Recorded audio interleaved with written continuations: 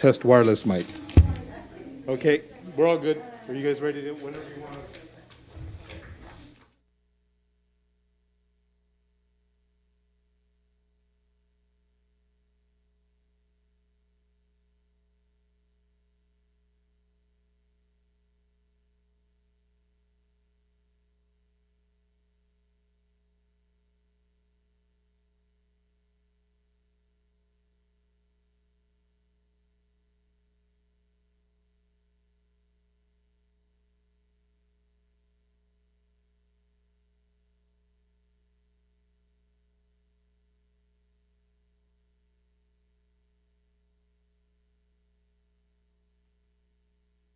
And welcome to the Novato Unified School District Board of Trustees regular meeting, and please join me for the Pledge of Allegiance. I pledge allegiance to the flag of the United States of America and to the republic for which it stands, one nation, under God, indivisible, with liberty and justice for all. Okay, thank you. So we're going to move on to our next item on the agenda, which is 6, and this is the announcement of reportable action out of our closed session. So I'm going to turn this over to Vice President Trustee Butler. Okay, the board did meet in closed session this evening on 2 items. The first item, with respect to every item of business to be discussed in closed session, public employees discipline, dismissal, release. We were provided information only to the board. The second item, with respect to every item of business to be discussed in closed session pursuant to Government Code 54957 and 54957.6, conference with labor negotiators Barbara Varenkovich, attorney Dennis Walliver Kelly, employees organization, California State Employees Association, otherwise known as CSEA. It was information only to the board. All right, thank you. Our next item will be approval of tonight's agenda. So I'm going to ask the board if the agenda is set, or if anyone likes to rearrange or add anything to it. So if we're set, I'll accept the motion and a second to approve tonight's agenda. I'll make a motion to approve it. I have a first from Trustee Aguila and a second from Trustee Jacobson. So all those in favor? I have 7 in the affirmative and 1 positive advisory vote. So the agenda stands, and we will proceed on to Diane. Where she was here. So it is 6-0, and 1 advisory and 1 absent. Next is public comment on the consent agenda. We do not have any comments on the consent agenda, so we will move towards approving tonight's consent agenda. But before I do that, I want to let the board know that staff is going to pull item J, which was originally to award a contract to IDEX Global Services for our IT infrastructure Bell project at San Jose Middle School, and the State Department of Architecture has not responded, so we have to do things on their calendar sometimes, so we're just going to pull it until we get DSA approval. So having said that, I would look for a motion for adopting tonight's consent agenda without item J. So moved, excluding item J. Okay. Second. Very good. I have a first to adopt the consent agenda as amended, seconded by Trustee Aguila. All those in favor is 7 in favor, 1 advisory vote in favor as well. So we will adopt tonight's consent agenda. So moving on, it is now time to get announcements and from the board and our student board members and so forth. So we'll go ahead and start with Danielle, your announcements. Thank you. So everybody's really tired and really over school. I'm just waiting for it to be over. 3 more weeks. We've got Wellness Week this week. We have fun workshops during office hours. We have a Thrift and Vibe. We had a Thrift and Vibe sale, which was really cool, where students would donate like clothing, and they would, and the people running it would sell it, and that profit goes to, I think, Goodwill, I believe. And then we have films. We had a film screening Monday night and was well attended by families. And then we have a wellness fair on Friday at lunch. MSA Rock Band plays tomorrow at Hot Monk. MSA Theater went to Rita Moreno yesterday and did great. Received and a fan favorite, and they won more awards than any of the other schools. We have a blood drive on campus on Friday. Prom is this Saturday, if I don't say so myself. And then next week is a Spirit Week. We have a rally, and then we have a 4-day weekend.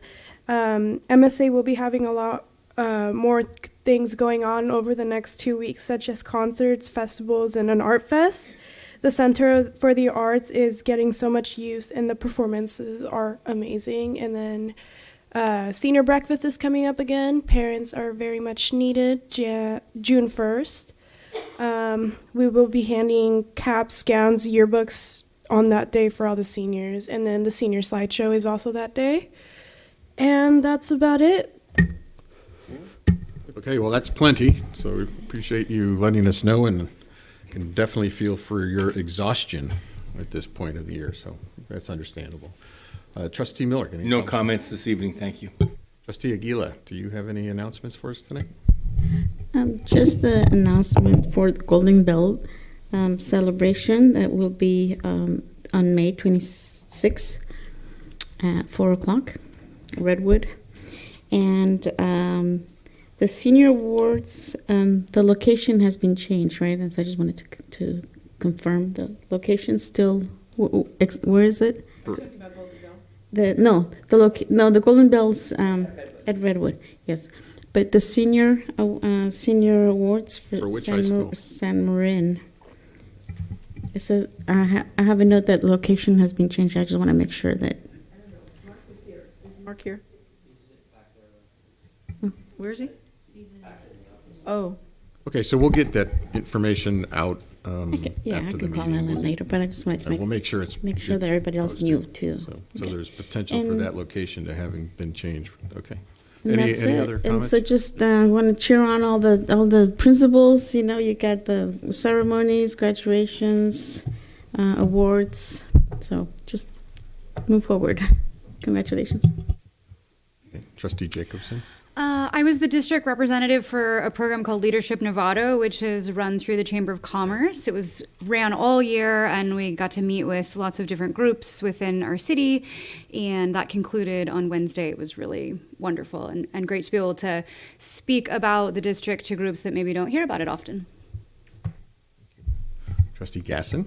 Thank you. First, I want to say thank you and show appreciation for all of our staff members. We really can't do good work here at our district without all of you guys. I know it's Appreciation Week, so thank you. I attended Safe Routes to School last week, and we developed the safe best routes for Pleasant Valley School. It was a really well done map. They are also, our crossing guards are actually provided by the county through Marin Transit Authority, and they're reevaluating the every other year they do an evaluation for the positions to see a ranking list, because they're not all able to be funded. So I'm looking forward to hearing how that turns out, because we've sometimes fallen off of their list in terms of the importance and need for crossing guards in our area. We also talked about kids biking to school, and I was surprised, although I shouldn't have been, to learn that a lot of kids have bikes, but they don't have bike helmets. So I'm thinking at the start of the school year, maybe we can try to focus doing something through Safe Routes. And actually the City of Novato and Pat Eklund is interested in trying to support that, so our kids are not only equipped with bikes, but safe helmets as well. I attended JLAC, and I had a little blurb I was going to read, but I'm just going to say I love attending those meetings and learning about JLAC's, the Joint Legislative Action Committee. They really keep us on our toes in terms of what bills are coming through. And I'd just say my biggest frustration is they always push out stuff like, let's get rid of ADA. But then they're like, but guess what? We'll give you the money, but you got to do X, Y, and Z. So I kind of voiced that a little bit at the thing that day. And finally, I want to show appreciation to Novato High School for taking the opportunity to also show angst. It was a building Building Resilience initiative film that was shown last night, and it's being offered for free. So if you missed it, as I did, unfortunately, you can find it on Wednesdays through IndieFlix, INDIEFLIX.com/California. Again, that's on Wednesdays. It's available to show your family, your kids. And in closing, I'll just say we've got a lot of stuff going on at all of our schools, and right now volunteers are hard to come by, and so PV is looking for help with their science night on Thursday, which is at 7. So middle and high school kids who might be available, and also Olive has got an event on Saturday that they would love to have help with. So thank you. Okay, thank you. Trustee Mack. Just one thing, I attended yesterday the CSBA, MCSB, Marin County School Board Association annual dinner for planning for next year. And just want to share out one set of information that we got from Superintendent Burke about the numbers, the enrollment changes, and how, yes, there's been a decline in enrollment, but interestingly, it's primarily comprised of homeschooling. So that was an interesting fact that I picked up from there, that it should be interesting to see how that plays out. Trustee Butler. No announcements. But I saw you everywhere. So I guess then I'll go ahead and say I attended JLAC, and Trustee Gasson, I mean, you may have been talking about the state is looking to increase our funding base, but they want to increase it with conditions, and I always think the public should know that local control is our priority, because the Sacramento legislature doesn't always know what's best for Novato. So giving us a bunch of money and then telling us what to for a need we don't have doesn't necessarily help a lot. So we'll see how that works out. So JLAC there's a lot going on as far as the state budget, and we're all anxious to see how the final numbers crunch out. Yesterday was the Marin County School Board Association meeting, which I attended with Trustee Butler and Superintendent Derby and Trustee Mack. We were there representing all the students in Marin County, trying to reestablish ourselves somewhat after the pandemic. It's been, we did our best over Zoom, but it was good to get together again. And we had little breakout sessions and did some work on what our priorities will be. Because we are concerned about public education in Marin, and what we need is your help. Pitch in, and we need everyone to step up. We got a senior breakfast coming up, was mentioned. There was a request for some help at a site north of here, and I'm hearing that a lot. So whatever people can do to get involved with public education would be good for all of us. So hopefully we'll get some of that going now that we're able to get outside of our homes and not survive off of deliveries from Amazon and such. So, okay, Superintendent Derby, anything? Just a couple of things. NISA awards are this Thursday at Novato High School. And you, on your table, Ellen has given you the sign-ups for graduation. So we want to make sure everybody's signing up to attend our graduations. And then there are a bunch of open houses coming up. Linwood on the 19th, Lou Sutton on the 24th, but we have a board meeting. Olive on the 25th, and San Ramon on the 26th. So lots going on, as everyone has said. So that's it.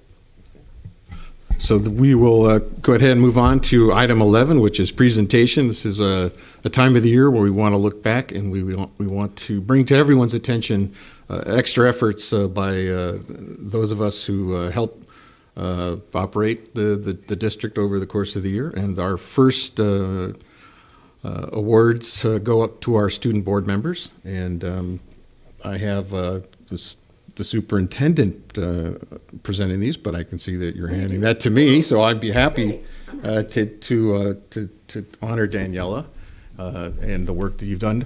Daniela, I've been doing this for 18 years, and so I've met and worked with a lot of student trustees, and you're definitely one of the ones that likes to participate. You like to know what's going on.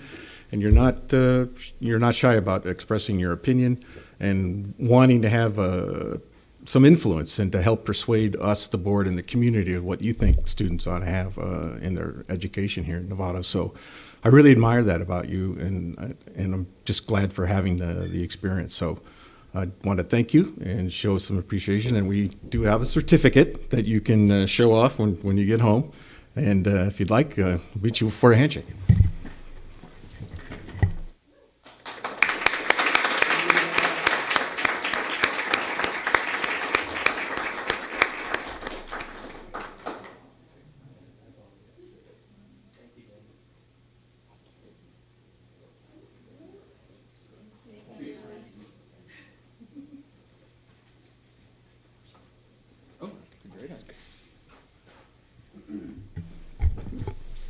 So, Danielle, is there anything that you'd like to say besides your announcements? But this is your last meeting with us, so we'd like to hear from you if you want to. I'm really thankful for this opportunity that I took, and I'm really glad to have met such good people that I love interacting with, and knowing that you guys care so much about the school and always question all the type of things that we do and always support us. It's a bittersweet moment, but I really enjoy doing this. This is something that I thought was going to be difficult at first since I didn't know anybody, but as I started to come by and took my time, I really appreciate everything you guys did for me, so thank you. You're welcome, and thank you. So,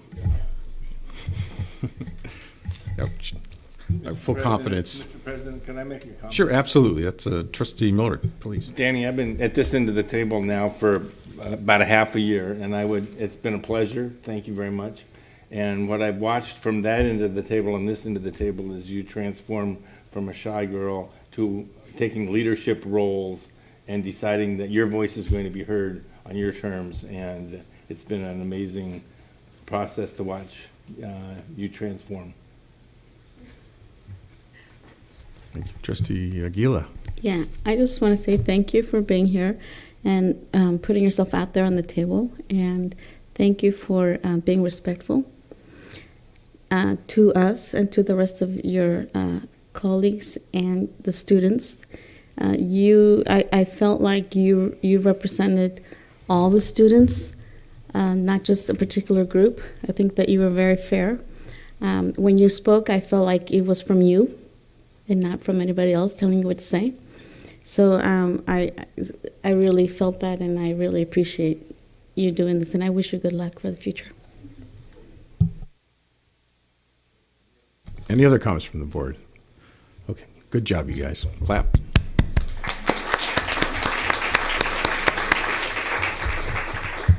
We are proud of our students here in Novato. So let's move on, and it's time to honor our retirees and to recognize some staff anniversaries.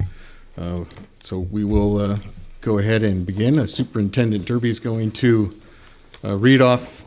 Okay, we're going to start with the retirees. This is an exciting time. And some people, you just don't know it yet. You're going to come back just like I did. So it's going to be really fun. We're going to be calling you. So it's going to be great. Okay. Let's see. Are they all picking something up? Or? Okay, good. Okay, all right. We're good. All right. So we're going to list the names. Joey Bornick, are you here? No? Okay. James Chester. Okay. Daryl Cox. Oh my goodness, where is everyone? Nellie Gogas. No. Oh, Nellie, there you are. Come up. Fabulous. She just retired not too long ago. We miss her.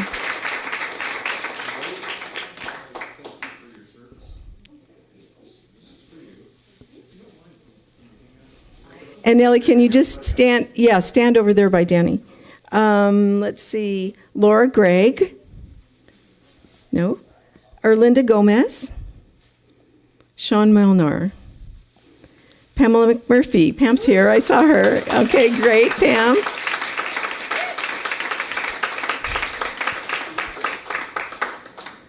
Arthur Mondaka. Martha Paulos. Oh, yay, Martha. Good. Come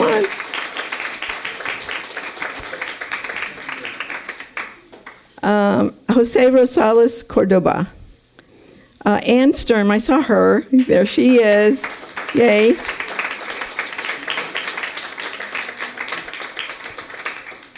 Chung Tran. Laura's here, Laura Triantropoulos. Yay. And Lynette Van Dellen. No. Okay, there they are. Give a round of applause to these fabulous people. Amazing. She wants me in the picture. Leslie. I know, I'll wait. Hold on, let me move this.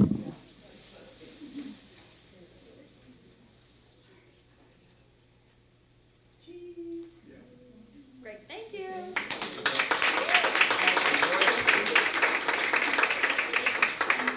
Okay, now we are on 20. Okay, 20 years of service. It goes so fast. Doug Addis, are you here? No? Oh, Laura's husband's getting up for an award, but that's okay. That's great. Amy Allen. Stacy Beltran. Is Stacy here? No, I didn't see her. 20 years. Ryan Berberian. No. Lynette Bouzet. Kristen Broadwater Davis. Oh, yay, Chris. Oh, you're right there. Yay, I'm so glad you came. Elaine Chu. Emma Donovan. No, Emma. Elizabeth Feingold. Liz. Liz is not here. Linda Goodrich. Cynthia Griggs. Cindy. I don't know. She's going to be here for Blue Ribbon. Jean Johnston. Okay. And Susan Lehman. No. And Raina Lowry. Lissy McDaniel. Virginia Menzel.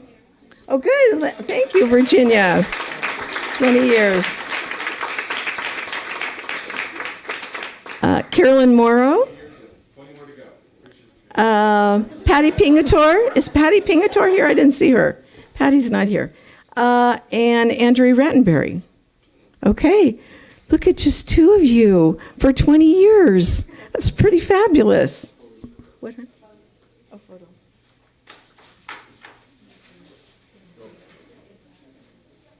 Okay, good, okay. All right. Okay, here we go, 1, 2, 3. Great, thank you. All right. Okay, 25 years. Liz Arnold. No. Sean Cannon. Jennifer Carlamagno. Bernadette Gomes. Melanie Gutierrez. Melanie's here. That's good. Yay.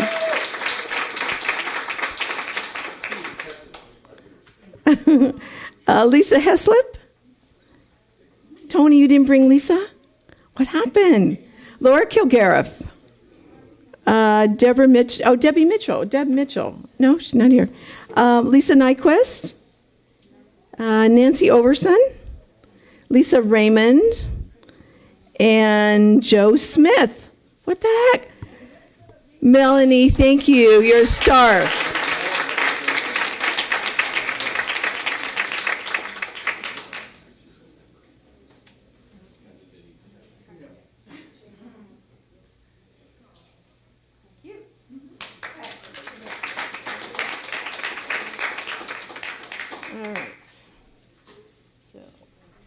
Okay, these are the people that are getting closer to retirement. This is 30 years. It's like so great. Marcia Carey, you have to be here. Did she leave? What? Oh my gosh, Renee Gutierrez. Diane's here. Diane Apple's here. Diane Lawton Apple. Steve Madsen. No. Dennis Rodriguez. No. And Pam Stutzman, oh, she told me she couldn't come. And Richard Tomsky. Oh, Diane, you're by yourself. But we're coming right now. Okay, a round of applause for Diane, please.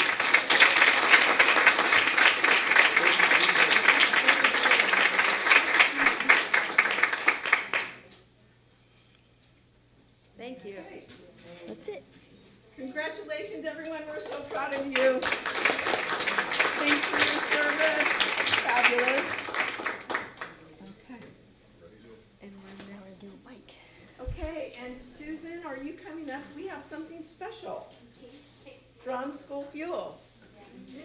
Kate, are you coming too? Okay, this is a big announcement.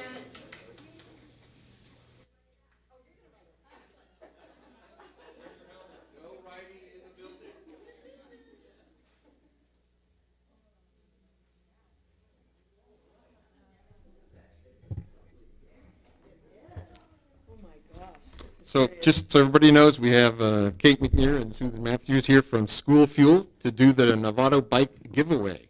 So I'll let Yes, Susan so start. so Mike's Bikes, our local company here, donated an exciting bike. It could be this bike, or it could be the bike of your color choice.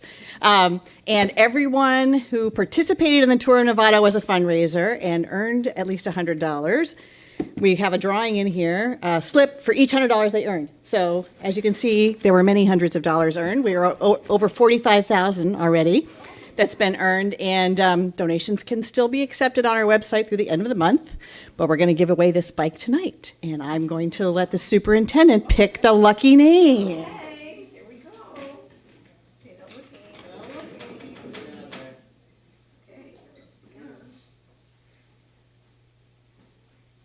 And the winner is a teacher from San Jose Middle School, Lori Yergubian.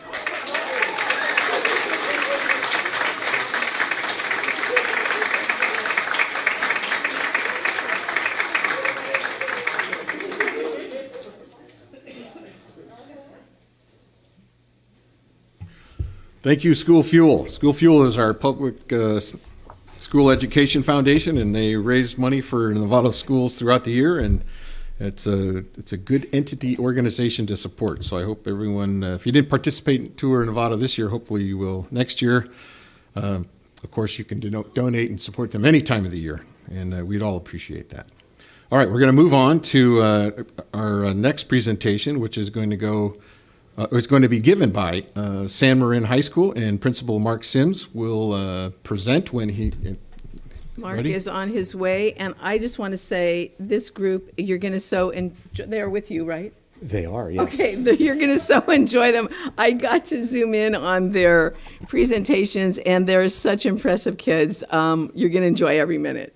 Thanks, Mark. Welcome, everybody. Thanks for having us. Just a quick word that Haley McFadden is our certificated teacher supervisor, and we have a host of volunteers that support. So I'm going to turn it over to Eric Johnson, and he will introduce himself and introduce our representatives from mock trial. Word of caution to all of you, I would not engage them in argument or serious questioning. So the less is more with attorneys, so I'm going to step away.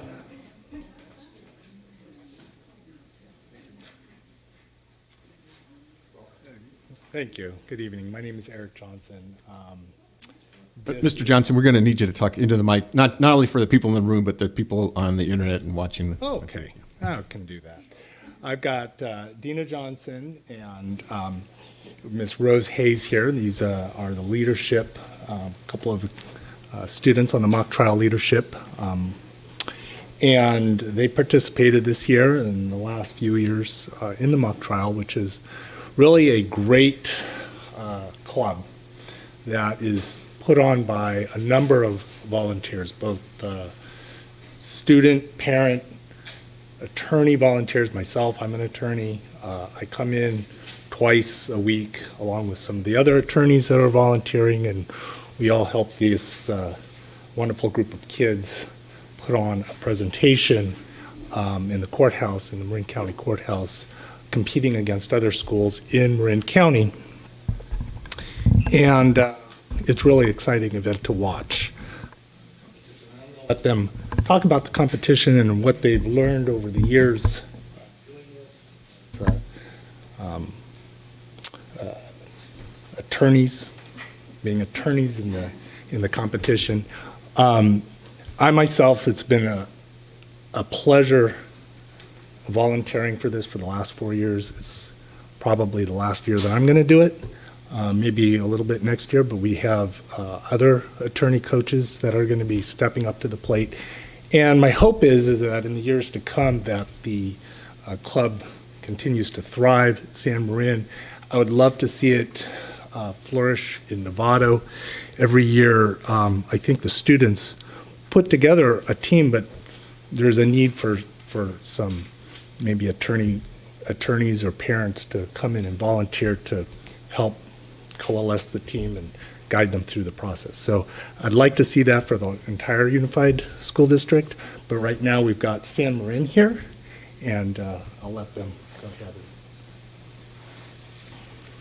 So specifically to talk about what mock trial is, it was created by the foundation CRF, the California Constitutional Rights Foundation, and it was established in 1980, and they created the mock trial program for high schools and a lot of colleges across the United States.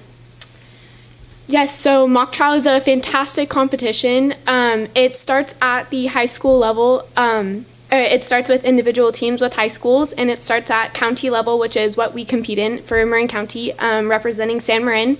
And then it moves on to states, and then finally a national competition.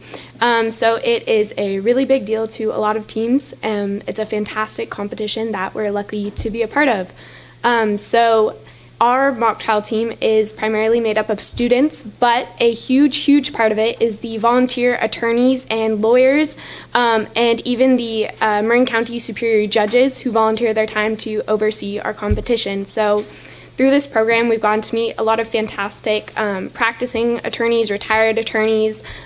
We've had a couple of Harvard Law grads, which was amazing to work with, and a lot of really cool people who have helped us learn about law through this process.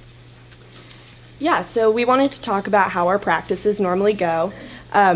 For the first 2 years that we were in mock trial, we had in-person practices, 2 hours twice a week, and it was on Tuesdays and Thursdays. We would normally take 1 or 2 field trips a year to go and see actual, like, huge law firms, and we would scrimmage with other schools that were not competing in the Marin County competition specifically. So it would be from San Francisco County.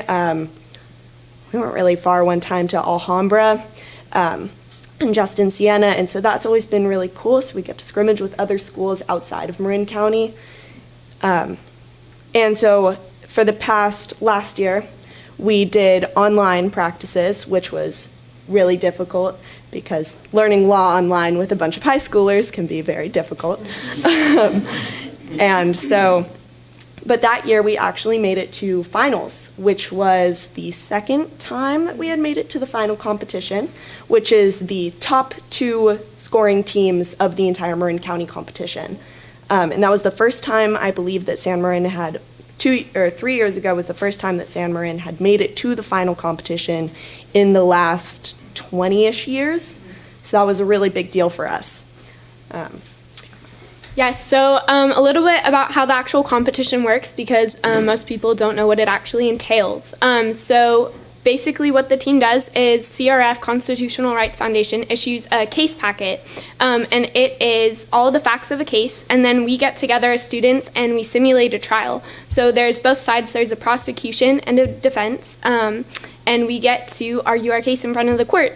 So throughout our practices, we have to develop direct examinations, cross-examinations. We assign roles for witnesses, for attorneys. Dina and myself were prosecuting attorneys for our team. We also have defense lawyers. And so in court, when we're doing our presentation, we give our opening statements, our closing statements. The judges ask us questions regarding our argument or a case law that we've studied, and we have to answer them on the spot. We have to respond to objections. We get to make objections, and it's a really fantastic way. It's a really fantastic introduction to law for anyone who is interested in that, and it gets a lot of people really interested in on a path to either majoring in pre-law or something related to that. And it is a really cool introduction to that for a lot of students. And then what's really cool about our team in particular is that even if you aren't interested in law, there's still a lot of ways that you can participate. We actually have a courtroom artist who this year went to state competition. She made it to states, which was very cool. And then we also have a journalist. And so both of those are also participants of our team. And so it's fantastic because a lot of kids get to all participate in this, and you meet a lot of different kids from every grade level. Yeah. And so just to piggyback off of that, with our San Marin's accomplishments with the team, we were actually the first team in 26 years to kick Tam High out of the running for finals. So that was a really big deal for us, and that was pretty cool. But yeah, so we also just wanted to do a shout out to all of our volunteer coaches. We have Jim Lynch. He joined this year, and he was very, very helpful, so thank you to him. We have Ed Sangster, who has been a coach for the past 2 years, and he was also very, very helpful.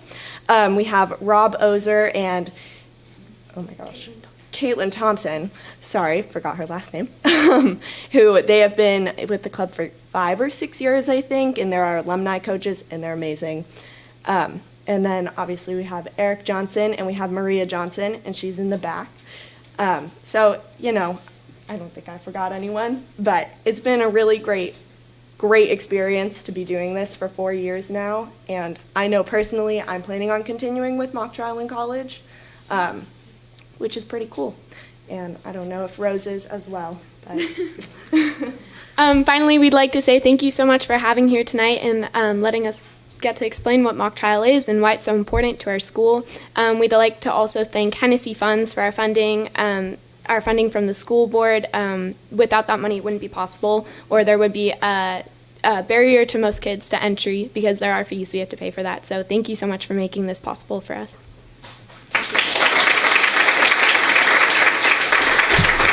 So before you go, I just want to check with the rest of the board, see if you guys have any questions, would like to make any comments. Trustee Mack? Well, first of all, congratulations. This is just as big as a football, if not bigger, if you ask me. So this is awesome. I'm just curious, you talked about the different roles, right? So prosecutors, defending, attorneys. Who plays the witnesses? Anybody from drama, maybe? Yes, so we actually do have a lot of kids who sign up who come from the drama club because as much as there's law in it, it is a lot of acting for kids who have witness roles. So we have tryouts, they're assigned their characters, and they have to become the witness and give their presentation. That's great. Great. It's fantastic. McFadden is our teacher sponsor. Yes, our teacher sponsors our drama teacher. That's wonderful. And a good way actually to know how it works. So Rose here was actually an expert witness the first year that she joined the club, and then she was an attorney the next year. And you roped her in. Yeah, there you go. Good to see. Okay, any other? Trustee Jacobson? Thank you so much for sharing all of that. I had no idea, and it's amazing, and I'm glad that it encompasses so many different roles that different students can get involved. Also want to say thank you to Hennessy Funds. They do so much under the radar funding throughout our district. It's really amazing. So thanks for highlighting that. And I didn't want to put you on the spot because sometimes it's rude, but I feel like you can both handle it. Would you share one thing that was either surprising or exciting or some moment that you really loved? Sure. Yeah, so I'm a senior this year, so obviously last year doing the club, and this is going to sound kind of sad, I think, but we were doing our last meeting, and it was on Zoom, and I always did Zoom calls from my dance studio because I had dance right after I had mock trial. And so I remember sitting and we were all reminiscing about the club, and it was really fun, and it was just one of those moments where I realized how close I had gotten with all of the students that were a part of this club just from 2-hour practices a week. And it was a really cool moment to realize how many people you've met through the club and all these people that have something, just one thing in common with you, and you get really close to them because of it.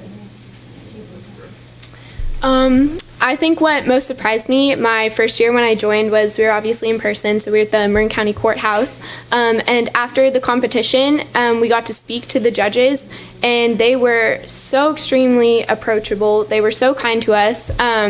They talked to us for quite a long time, answering all of our questions, offering to help us with anything that we had. And I think I was shocked by how engaged they were and how willing they were to just give up their time for this, and how passionate they were about that. And that really, I think, carried over to a lot of members in our club.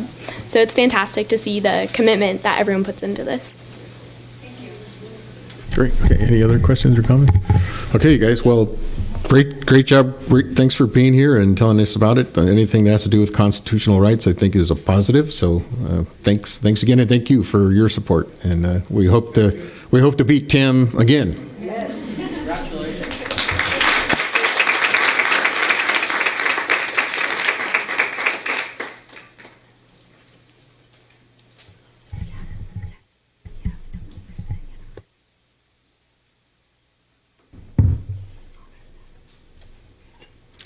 Okay, so we're going to move on to our next agenda item, and that is a non-agenda public comment. And this is the period of the meeting where public gets an opportunity to address the Board of Trustees on issues that are not on tonight's agenda.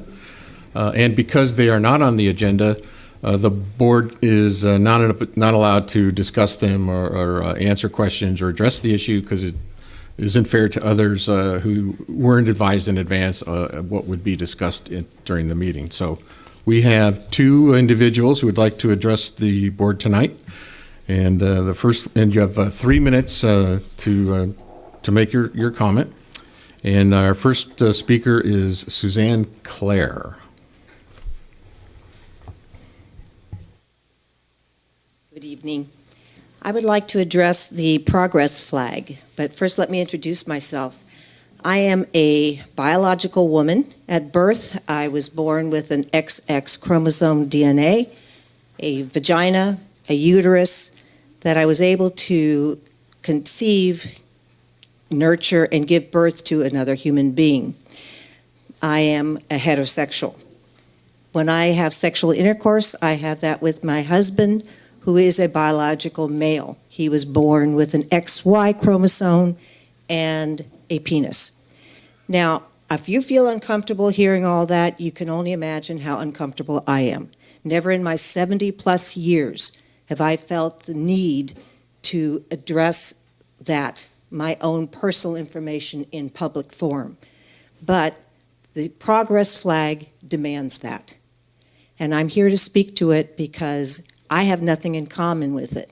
And I just told you my sexual biography. So I can guarantee you the vast majority of grammar school, middle school, high school students, their teachers, their parents, and their grandparents have nothing in common with it either. Flags are meant to unite, not to separate or distinguish. So the progress flag, though I have no animus whatsoever towards it, divides us and separates us into groups. One group is supposed to celebrate another group that they have nothing necessarily in common with, and they will not be that group. So I can only say that flags are meant to unite, not to separate, and I'm asking you, I know you're going to be voting on this next week, that we should rally around flags that unite us all for a common purpose. The California flag is one such flag. We can all say we live in the greatest state in this nation. It's the Golden Bear flag. I am very proud Californian. I was born and raised here in California. The other flag is the United States of American flag, the American flag standing right there, that we can all rally around and say we live in the greatest nation on earth.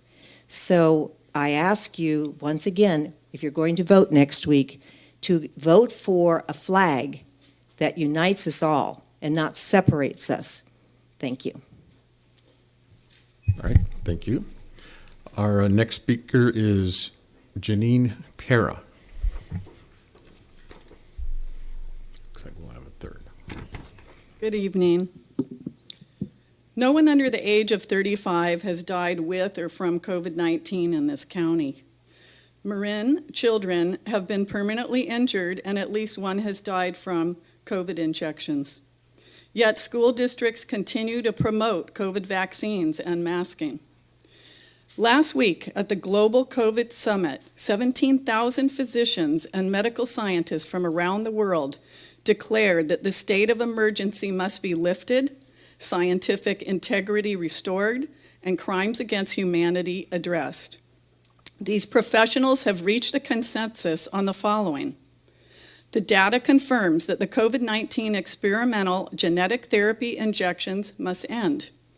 Doctors should not be blocked from providing life-saving medical treatment. The state of national emergency, which facilitates corruption and extends the pandemic, should be immediately terminated. Medical privacy should never be violated, and all travel and social restrictions must cease. Masks are not and have never been effective protection against an airborne respiratory virus in the community setting.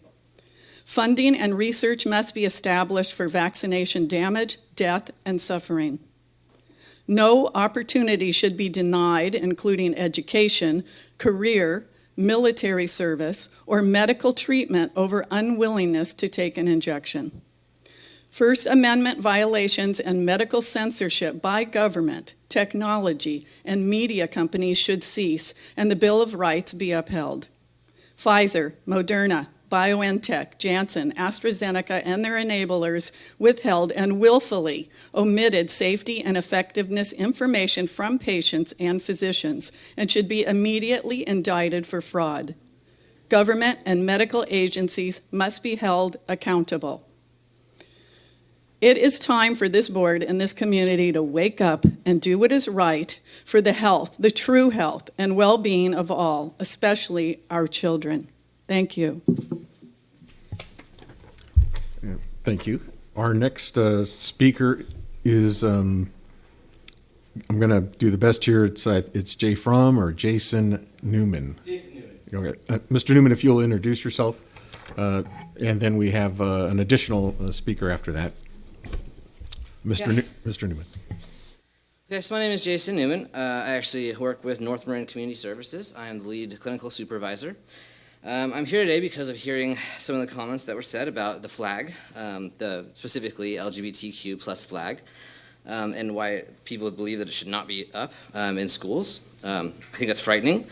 I think that I'm a licensed marriage and family therapist by trade. I've worked my way up to being a supervisor, and I'm also an openly gay man. And I care about my rights. I care about the kids that I serve rights. I also work at Novato High School 3 days a week. We have the arts program, so we have lots of kids that actually fall into that category, and they get a sense of camaraderie. They get a sense of pride, if you will, again, by getting to see that flag, by getting to see that there are people like them representing them and being like them. So trying to take away something that gives them that sense of like, yes, I'm not alone in this world. I mean, if we go back like a few years when I was a teen, there was a name that I remember a lot, and that's Matthew Shepard, and he was killed because people didn't know enough or didn't care enough about gay people's rights. They didn't care. And that was before I went to high school. You get a little bit further back. I mean, when in my days, it was still you get bullied, you get beat up, you get made fun of. You'd have slurs thrown at you, and it was terrible. High school was terrible for me. I don't want that for the kids that I serve. I would never want that. And if the flag is one thing that symbolizes something to make them feel safe coming to school in a time where school is not a safe place a lot of times. We still have COVID running rampant in some schools. There are so many kids that are afraid to go to school, not because of who they are or their identity, but because of what the state of the world. Why remove one thing, a simple thing that makes it so some of these kids will go to school, so that they can feel some pride and some integrity in who they are? I wrote something, and I'm just can't even really read it, but this is important. This matters. And when I heard this, I said I have to come over here. And luckily enough, my organization said we support you coming over here.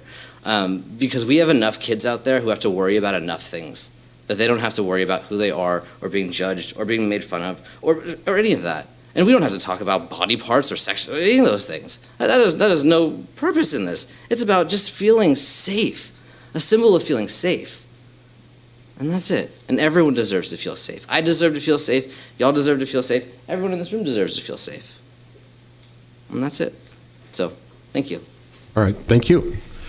Our next speaker is Kate McNear. Hello. I just wanted to briefly address the progress flag as well. I also think it's about safety, and I think that it's really important. We know it's important that kids can't learn unless they feel safe. It's important to us to have a safe and welcoming environment for all of our students, and I think that's what this, the goal of flying the progress flag is to make all of those kids feel welcome, safe, and comfortable at our schools. This hasn't always been the case. This has been, there's been a long history in this country and across the world of discrimination, of abuse of kids. They need to have a place where they can feel safe and welcome. We need to show them that our schools are that place, and I do hope that that is something that all of our community can rally around. Particularly in this time when, kids are being attacked. Their rights are being attacked around this country. It is not okay.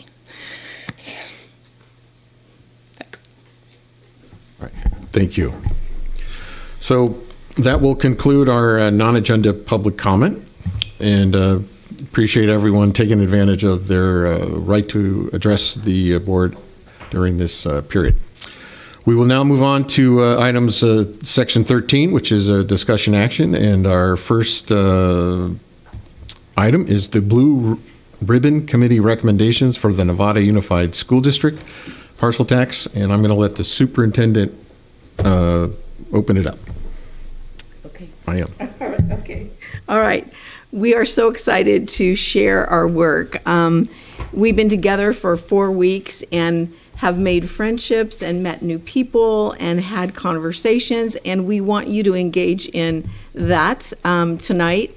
So we have several people that will speak, but I wanted to share a few things before we do that. The first thing I want to do is, Lori and Matt, are you here? You're sitting separately. Okay, taking a break from each other instead of driving together. Okay, that's good. Had it not been for Lori and Matt coming and talking to us about a different process to get community input, we may not be where we are right now. And so I thank them for bringing new information and new ideas to us. I thank you, the trustees, to give us a chance to do something different. It was great. We had 70 participants, which was super. You have all of the materials in your packet that everyone received during the time. You had the financial status that Lois did, and then the local funding formula and what we could do with those kinds of things from Lori and Matt, and then the feasibility study from Charles Heath, and then you have the consensus document that we developed. So you have all of that, but I do want to acknowledge some people. We loved the process, and we loved getting together and having so much talk time, but it was like planning a wedding every week. I was like, totally. And if it hadn't been for Ellen's previous experience as an event planner, and then Ashley, is Ashley here? I don't know where Ashley is. But with the food logistics, they were the queens of the night. They set up, they cleaned up, they made everything. Lori kept saying to us, I haven't really seen anything like this before. It's like so amazing. Novato is amazing because of these people. And she's right. It took a lot, and we had some really good helpers with that. So cleanup committee was Ellen's husband every week, and Mike Woolard every week when we had to set the library back up because we had to get ready for the kids in the morning. So that was great. Isabel, are you still here? I want to acknowledge Isabel. She was our translator the entire time. She's amazing, and so she was there with us as well. Yes, is she there? She's leaving. No, she needs to come over here. Yes, okay, so very good, Isabel. You are terrific.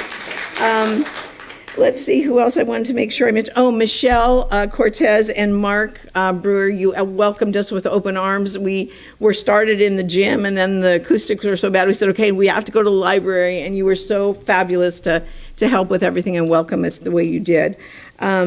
And we met a lot of new people. Some people met new people, and some people were seeing old friends and new community members that have come to be part of this process. So we loved every minute of it.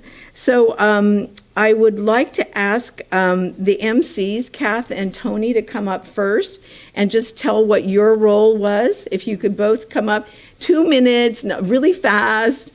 Don't worry. Kath, you're worried about this. No, come up. It's going to be easy. Yes, yes, you are good support. We're going to get everybody involved. Yeah. I think over here so you can make sure you're seen on TV. So Lori says, do you have 2 people that are funny? Because we need some people that, are going to be the life of the party. I said, oh, well, we'll think about that. And then we picked these 2. So, yeah, no, it was very good. It was very good. What was your role? Hi, we were the MCs. We started the evening and got people together, and then sent them off on their way, and then invited them back. And then at the end of the night, we'd get feedback from the community, and then we would summarize kind of the findings of the night. And it was a wonderful opportunity for us to connect all members across the community working towards one goal. Yeah. And it was great fun because we didn't get to be in all of the breakout rooms, and so we weren't privy to all of that group bonding. But what we could see from the outside, the first night, everybody's kind of like not sure, not talking that much, and it just developed. And by the last night, everyone came in and just couldn't stop talking with their new friends. So it was really fun to see that progression. Perfect. Okay, thank you so much. Okay, can the hosts please come up? If you were a host for tech, library, performing arts. I'll do that, right? Oh, you're going to do that? Okay. Okay, then this is, oops. This is a new name, but it's not yet. That's good, right? What we just did there. No, we have more to do before it's your turn. Okay. Okay. All right, so, okay, wait, who's missing? You got half of us. We have half of us? Okay, so, okay, well then we'll just do whoever's here. Okay, so Jen, why don't you just start? All right. I had the great fortune of hosting the room for our career technical education folks who were passionate about that. And in my group, I had Deb Baraban, Julia Lavaroni, Magali Lamenta, Jean Mariani, Shannon Morgan Miller, Katharina Novak, Mark Perry, and Peter Urmini, who I know some of them are here. If you guys could just stand up and just give a little wave so we know you are. Come on, Magali, everybody stand up. There they are. Thank you, CTE team. Okay, and I had the library group, and in the group was Laura Beam, Sarah Darcy Martin, Penny Janik, who I see right there, Sarah Stand up if Cram, you're here. Jeremy Leland, Tiki Martin, and Franny Whitcomb. Thank you Was very Franny? much. I saw Franny Yep, here, they're too. here. Okay. good. Our new HR director and community member. Hello, everyone. I had the pleasure of working with the awesome art and music group. So thank you to Brooke Dewey and Alan Harris, who's here. Alan, he's Marie Kennedy and Linda. And forgive me, we were on such first name bases that I never got these names correct at the end. Linda Kislingbury, Brad O'Brien, Josie Pelletier, Karen Salas, Jane White, and Dave Winnett, who's also here. Great, thank you. Hi, I'm Lois Standring, and I had the Technology for Students group. We were a pretty amazing group, I have to say. There was a lot of great conversation, and we had, and can you please stand if I say your name, which you know who you are, Barbara Granicher. And Cora Versace, I don't believe she's here. Jeff Wallace, Jerry Peters, Joe Allen, I know he's here. Michael Jolly? No. And Steve Ussery? Okay. Ussery, yeah. Okay. Thank you so much. It was great fun. All right. Now, we had an athletics program group led by Shauna Torres over at San Marin High School, and our participants were Mark Adams, Mike Casper, Luciana Castellucci, Katie McAuley, Caroline Pertel. Please stand up if you're here. Thank you.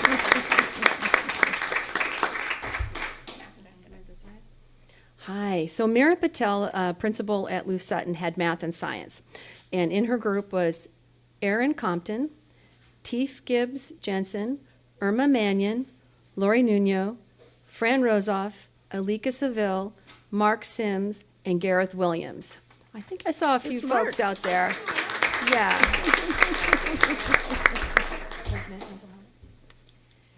And the wonderful mental health counseling group, which was led by Jennifer Russell, was Cass Adler-Ivanbrook, Nancy Alejandre, Teresa Del Toro, Anna Lazzarini. There, yes, we have so many people here. Stephanie Parnell, Yulan Peterson, Tanya Ruano, Sarah Torres, and Tanisa Villamino. Yay! And our last group was called Reading and Writing. It was hosted by Teniat Chima, our principal at Loma Verde. And the members of that were Mary Louise Brannigan, Jackie Brownfield, Rita Escajillo, Jennifer Goldfinger, I think she's here. Yeah, Jennifer's here. Cindy Griggs, Bronwyn Hult, Julie Mason, Tina McMillan, and Jeff Schenkel, who I believe is here. Yeah, Jeff's here too. I saw him. Thank you. Okay, thank you so much. I appreciate that. So we wanted to have you get a sense of the balance between the community and the staff and the parents, and I think we did. We were so lucky that we had such a great balance. So there are speakers that are going to speak in order, and Derek is going to call you up. But before we do that, I want to draw your attention to the cover page, and the items that we came to consensus on are the items on the second half of the cover sheet, where you see the recommendations that came forward for a formal process for community outreach and education, arranged to be considered for the parcel tax of 251, above 251 to 365, that there would not be an inflator, that there is an 8-year duration, outreach to support our seniors so that they can get exemptions and make sure we're supporting them, to create talking points and a brochure so that we're all speaking the same language when we go out, and to pursue a potential parcel tax, and which would be the best time to go out if we decide to go out. Would it be November or March? And a consultant would help us with that. So you'll hear comments about all of these tonight, and what people experienced in their small group or in the large group, and what they want you to know about the work that occurred, and what they think we should be doing going forward. So that's what those are the listen fors as you hear the speakers tonight. So Derek, you can get started. So I'll start off basically for the board. I want to express our appreciation for the work that this committee did as we embarked on this new method. We're really trying to get the people of our community involved and to help us decide what it is the best approach to work towards funding and making our schools a better place for all of our students. So I know I speak for the entire board when I say we sincerely appreciate the efforts that you guys put into this. We want everyone to know who's watching on TV, who's here obviously, that we really appreciate what you've done and respect the work that you have done. We have the report, and we're all very excited about it, and we want to just hear what you have to say and then go from there. So I really want to turn it over to ask the board if they'd like to have any opening comments. We've just had our community members here, the chair people come forward and talk about who participated, et cetera. And I don't want to be the only one speaking on behalf of us, how much we appreciate the work that they did. So any of you would like to comment, this would be the time to do it, because after we do that, we're gonna have their speakers, and we're gonna more or less get a presentation on the work that they did. So, Trustee Aguila. Yeah, I just want to say thank you for those that are here tonight, representing the rest that are not here tonight, and the ones that are not here tonight. I still want to thank them. So thank you all for participating, and this is very important. This is something that it's crucial that we get input from everybody, and sensitive mic. So I wanted to just say I believe this is very important that we get the input from everybody, because asking for money to the community, it's not fun, and but there's representation behind this tax, and want to just make sure that everybody is understanding what's behind it, and that the concerns are being able to be shared. And it sounds like I've never heard of any meetings that have this. I mean, it does sound like there was a wedding, you know. So I'm so glad everybody worked together, and I'm excited for tonight. I have been looking at this and just we're here just with open ears and open minds, and just want to hear from you guys. So I'm looking forward to tonight. Trustee Miller, did you have a comment? Yeah, I did, sir. The issue of supporting schools is not a school board issue, it's a community issue. The reason we're successful in Novato, raising such great kids and people who can actually beat TAM at the mock trial is the strength of our schools and the staff that's on those campuses that make that possible. And this process Dr. Derby's put together re-emphasizes the community aspect of this. It's not the downtown office making these decisions. It's the community stepping forward to deciding that good property values, a great place to live, and wonderful careers for our students is something that we as a community owe to our kids. And so this manifestation of that community voice, I'm thrilled to hear. I'm glad to be a small part of that conversation. Well, I'll have my role in this process, but the real value is that people come out of their houses and step forward and stand up for our kids and this community we live in. And I'm thrilled for all of you that have taken the time to come down and have this conversation. And I know that many of you who have done this many times. This isn't a short-term commitment. This is a long-term commitment to the town you live in.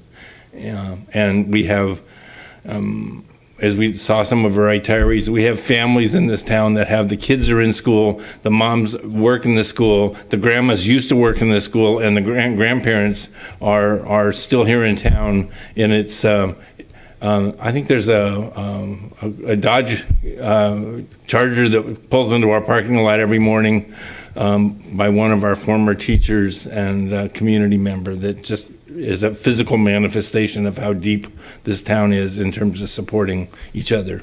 So I look forward to this conversation, and thanks. Good. So we got plenty of speakers to go, so just looking for quick comments. And Trustee Mack. I'll keep it quick. I'll second everything Trustee Miller just said. Really appreciate the committee for doing this. It wasn't easy. There's a lot of different opinions, and bringing it all together to commonalities on facts was so important, so helpful, so useful for all of us to think on the same way, use the same set of facts. That's so important, and I think that's the main accomplishment. So I really want to say thank you to all the facilitators, to Jan for putting this together, for you guys for even coming up with the idea. This is just, it's so fundamentally better way to approach this than us interpreting what we think we're hearing and going to the voters with something, as opposed to having feedback beforehand and synthesizing that into what we need to do going forward. So I really appreciate this effort, and once again, I really appreciate everybody listening to facts and using those facts to make a decision. That's so important. That's it. Great, appreciate that. Trustee Jacobson. I very briefly just want to say thank you. We had members of this committee that had language barriers, that had adverse opinions, that had were not interested in participating in group settings or speaking out, and they all came together and did this work for the greater good, and I really appreciate that from every one of you. Okay, go ahead, Trustee. Might as well add my thank you. A sincere thank you, though, to all of you for taking the 4 evenings out for 4 weeks in a row. I know that's a huge commitment, but you brought value to this process, and I sincerely appreciate that. You know, we typically have more of like a cookie cutter process, and getting a parcel tax passed, we kind of know what the process is and know what we need to do here at the table. This was stepping out of the lines, and this was a great process just to, even if we end up going down a different path or whatever, I don't know what's going to happen here in the discussion, but you did bring value, and you mixed it up for us, and it's a new way of looking at this, at the way we move forward with the parcel tax, even with the bond measure as well. So thank you for that.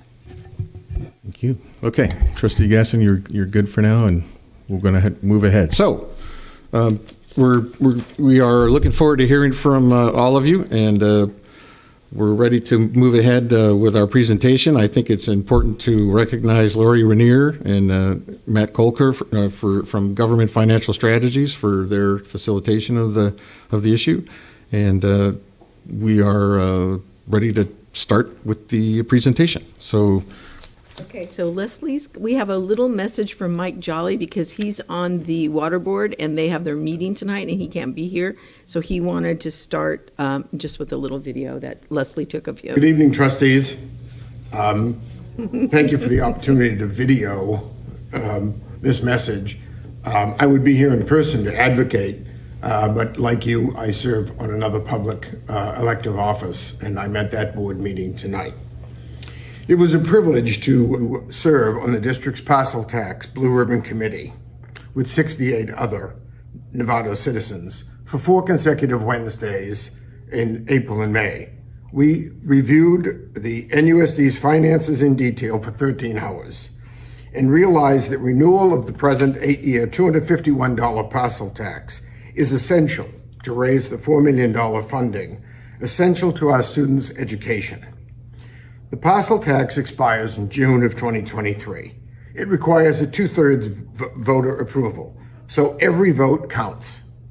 The bottom line is this: the spend per child on education in Novato is the lowest in Marin County, fully 26% less than the average spend per child.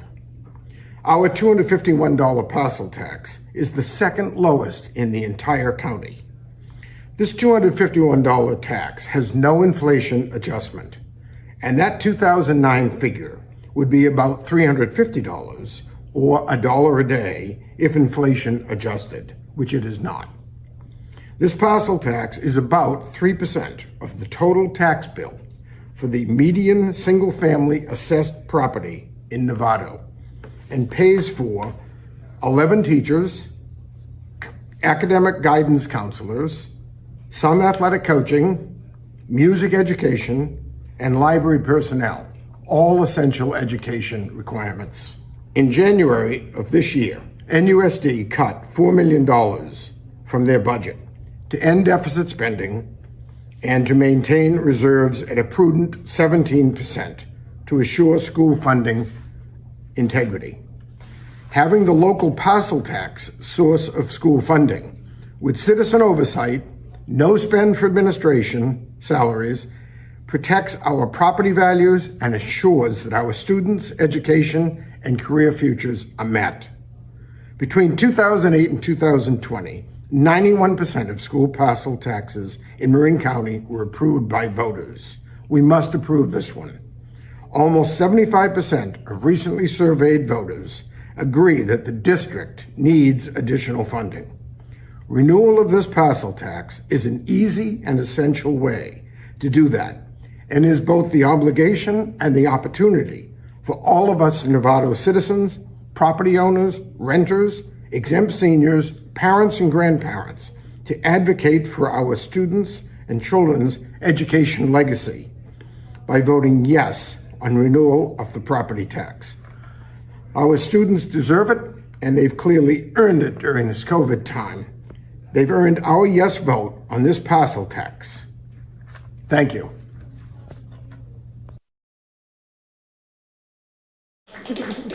I'll drink his water.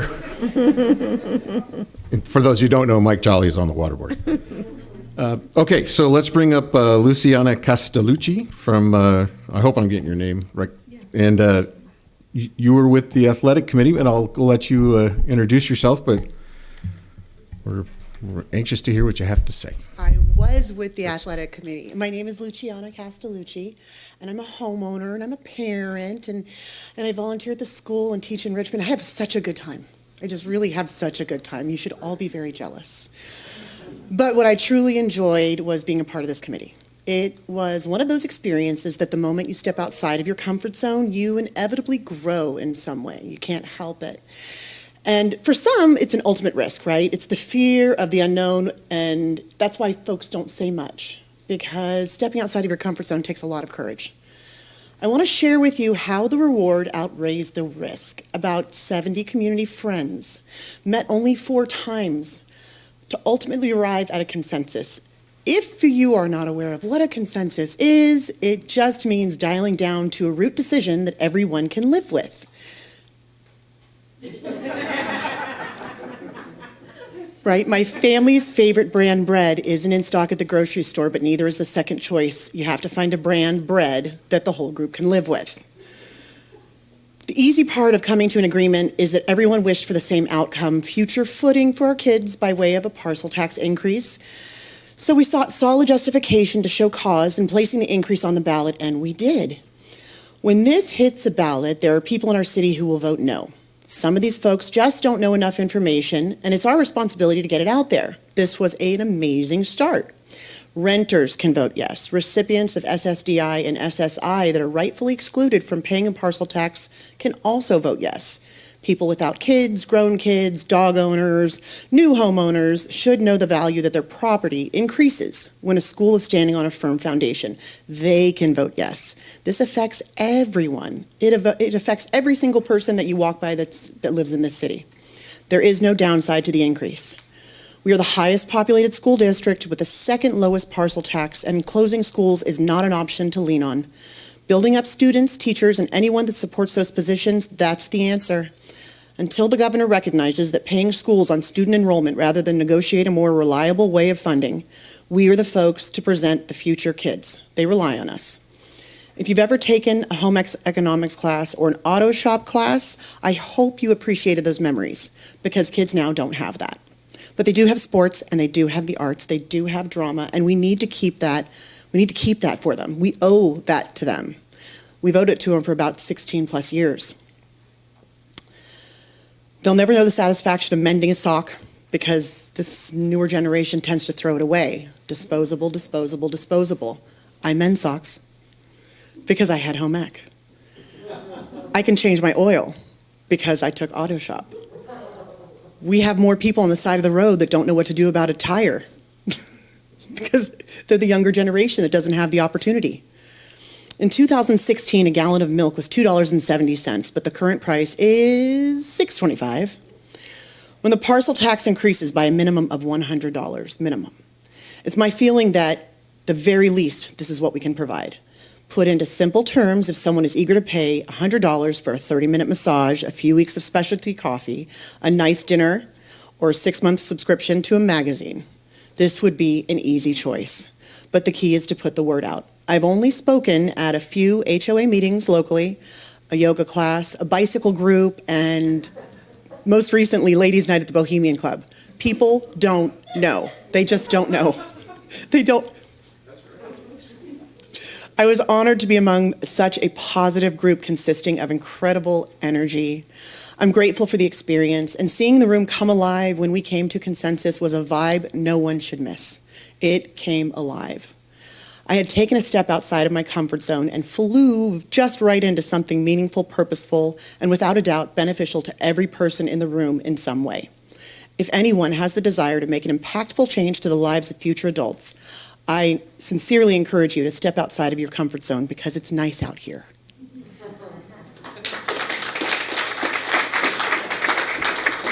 All right, so definitely appreciate your comments tonight on personal growth as well as the benefits of what an education can do for all of us. So our next speaker is Jeff Schenkel, and he was reading and writing. So, hey, Jeff. The Bohemian Club, that's outreach right there. Thank you. Who knew? So, yeah, I'm grateful to the people who recruited me to be on this. I was curious at first, why should I waste my time on this? Because I said, I'm going to support whatever you come up with on the ballot. If you ask us for $5 or $25 or however much more, $250, $500, I'm going to support that because I care about our kids. But I'm glad because, Mr. Mack, you're right. There are a lot of facts that I didn't know, and most people don't know. LCFF and basic aid, who uses terms like that outside of this room? Nobody does. And so there is a lot of things to learn that we learned, and so it was incredible to be a part of a community.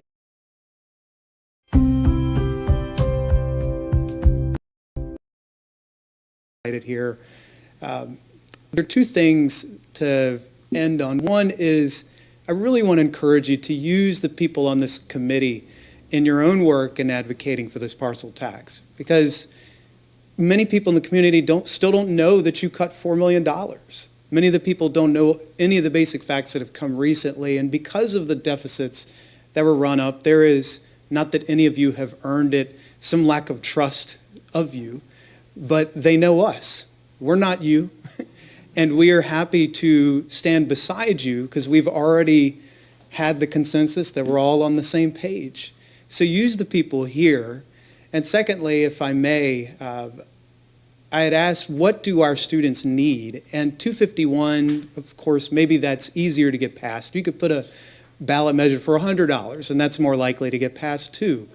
But what do our students need? We realize that they need more, or you're going to be right back here making cuts, even if it's 251. And so I just want to ask you to be a leader in our community as well. Help us dream. Help us have a vision. Give us a reason to sacrifice. I am lucky enough to be a homeowner, but we are barely above the threshold for affordable housing. So it's not as if I've got a ton of money sitting around, but I'm happy to sacrifice it for all of our students in Novato. And I think other people would, if you can bring us along and help us talk about the facts that no one knows. It can be a fearful process, but this committee will make it fun and invite us out of our homes, Mr. Miller. Okay, thank you.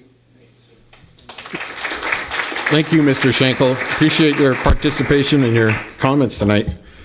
Facts definitely do matter, and it's nice to hear from good people like yourself on your thoughts about public education, because these are all of our schools. Though it's our job as fiduciary oversight, administrative. We can't do it without you, the members of our community. So it's good to hear from everybody. So next is going to be Cass. Okay, so Cass, it's good to hear you. It's good you're here. Yeah, I'm here. Thanks, mate. Okay. Yeah, Cass Adler Ivanbrook. I'm a teacher at Novato High School. Hi, guys. Thank you so much for the opportunity to be part of the board. It was quite exhausting, especially at the end. I want to share two thoughts about what we discussed. I think it was a good start for the board, getting the district finances in better order. Even so, there were years of fiscal mismanagement, as one board member mentioned earlier this year. Given this, during the parcel tax discussions, the concern was raised going forward whether the taxpayers in Novato would and should have confidence in those responsible for supervising these proposed new funds. That is, you and the district office. The last parcel tax vote did not pass, so this question is still live. How do you allay concerns that members of the Novato public might hold as to whether you will treat their tax dollars with the respect and due diligence that they deserve? You have to answer that clearly and directly and offer evidence to support this claim. This leads me to a suggestion. Money is fungible. Money allocated to one purpose allows other monies to be moved elsewhere to be used for other purposes that might be hard to keep track of for citizen non-accountants.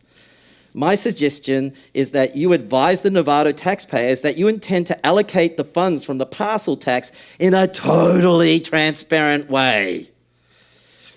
That will help build confidence in the board and the district's office ability to deliver sound fiscal oversight. For example, all monies could be applied to supplement wages. If the district office and the board extended this idea to dealing with and outlining the budget and its issues as a whole, I believe that the taxpayers in Novato will be with you because they will be able to see the budget shorn of gimmicks and little boondoggles that only bewilder and confuse us. At the moment, there are so many little pots of money labelled this or that, it really does feel like there must be bundles of little Benjamins stuffed into cupboards at the district office, awaiting a rainy day. A transparent budget is a good budget. And finally, I'm in favour of the annual adjuster for inflation. Thank you.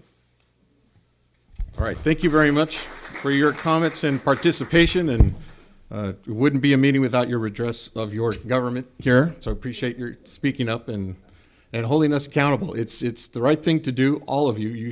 We want to hear from you. We want to know what you think. So next is going to be, Teresa? Tanisa. Tanisa, welcome, and we're... PTA president. Wow. Good evening.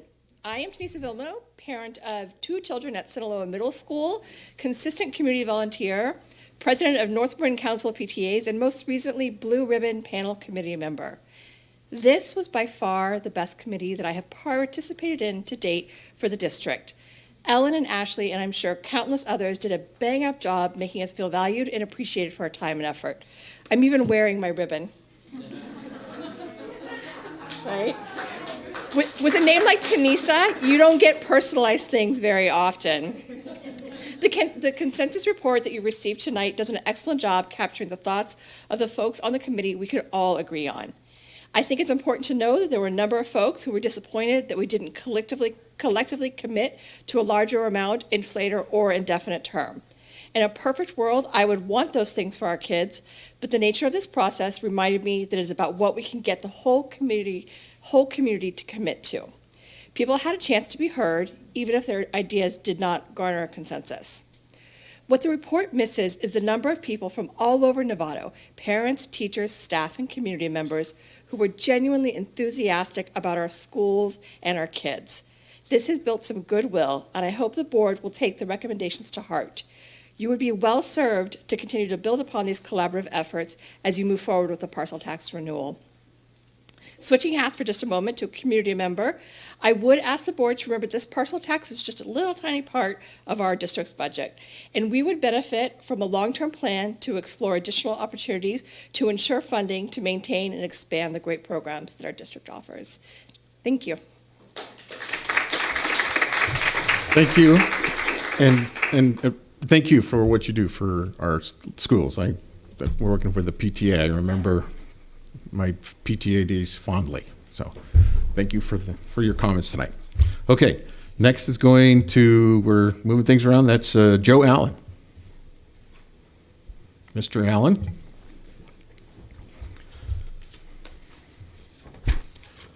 And should I help? Hi, I'm Joe Allen. I'm a parent of 2 elementary school students at Rancho Elementary, and I participated in the Blue Ribbon Committee process. I'm speaking in support of our consensus report, and I wanted to emphasize several points in support of renewing the parcel tax. First, the process was eye-opening as to how school funding works in California through the local control funding formula, and how this formula has resulted in Novato having the lowest funding per student in Marin, despite having the largest population of students in Marin. Almost all other school districts in Marin are considered basic aid districts. This means that they make more money from their property taxes than would be provided through the local control funding formula and get to keep whatever additional is raised to further fund their schools. Despite this wealth of funding, almost all districts in Marin have a parcel tax for supplemental funding of their schools. Novato's current parcel tax is the second lowest in Marin County and well below the average amount per district of $573. Over the course of the 4 meetings of the Blue Ribbon Committee, I observed a passionate and dedicated community who wants to ensure that our schools are funded and our students are provided for. Although not a consensus, there were many in attendance who want to do more to help improve our schools and community. There's a clear understanding that the current expiring parcel tax alone isn't enough to close the coming funding gap, let alone improve our schools. Yet a fear of what others may think or what might pass hung over the entire process of the committee. The community deserves an honest message from the district. Too much misinformation, exaggerations is allowed to run rampant around declining enrollment or why we have budget shortfalls. This has drowned out any discussion about positive things like our growing high school enrollment, clouded with talk of closing schools and letting go of teachers. These things only further enrage the communities and the families who work to support the Novato United School District.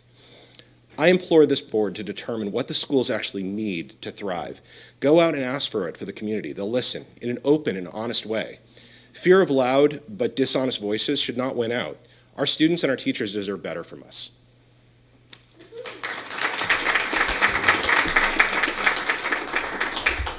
Thank you. Appreciate that. And we're going to move on to Linda Kislingbury.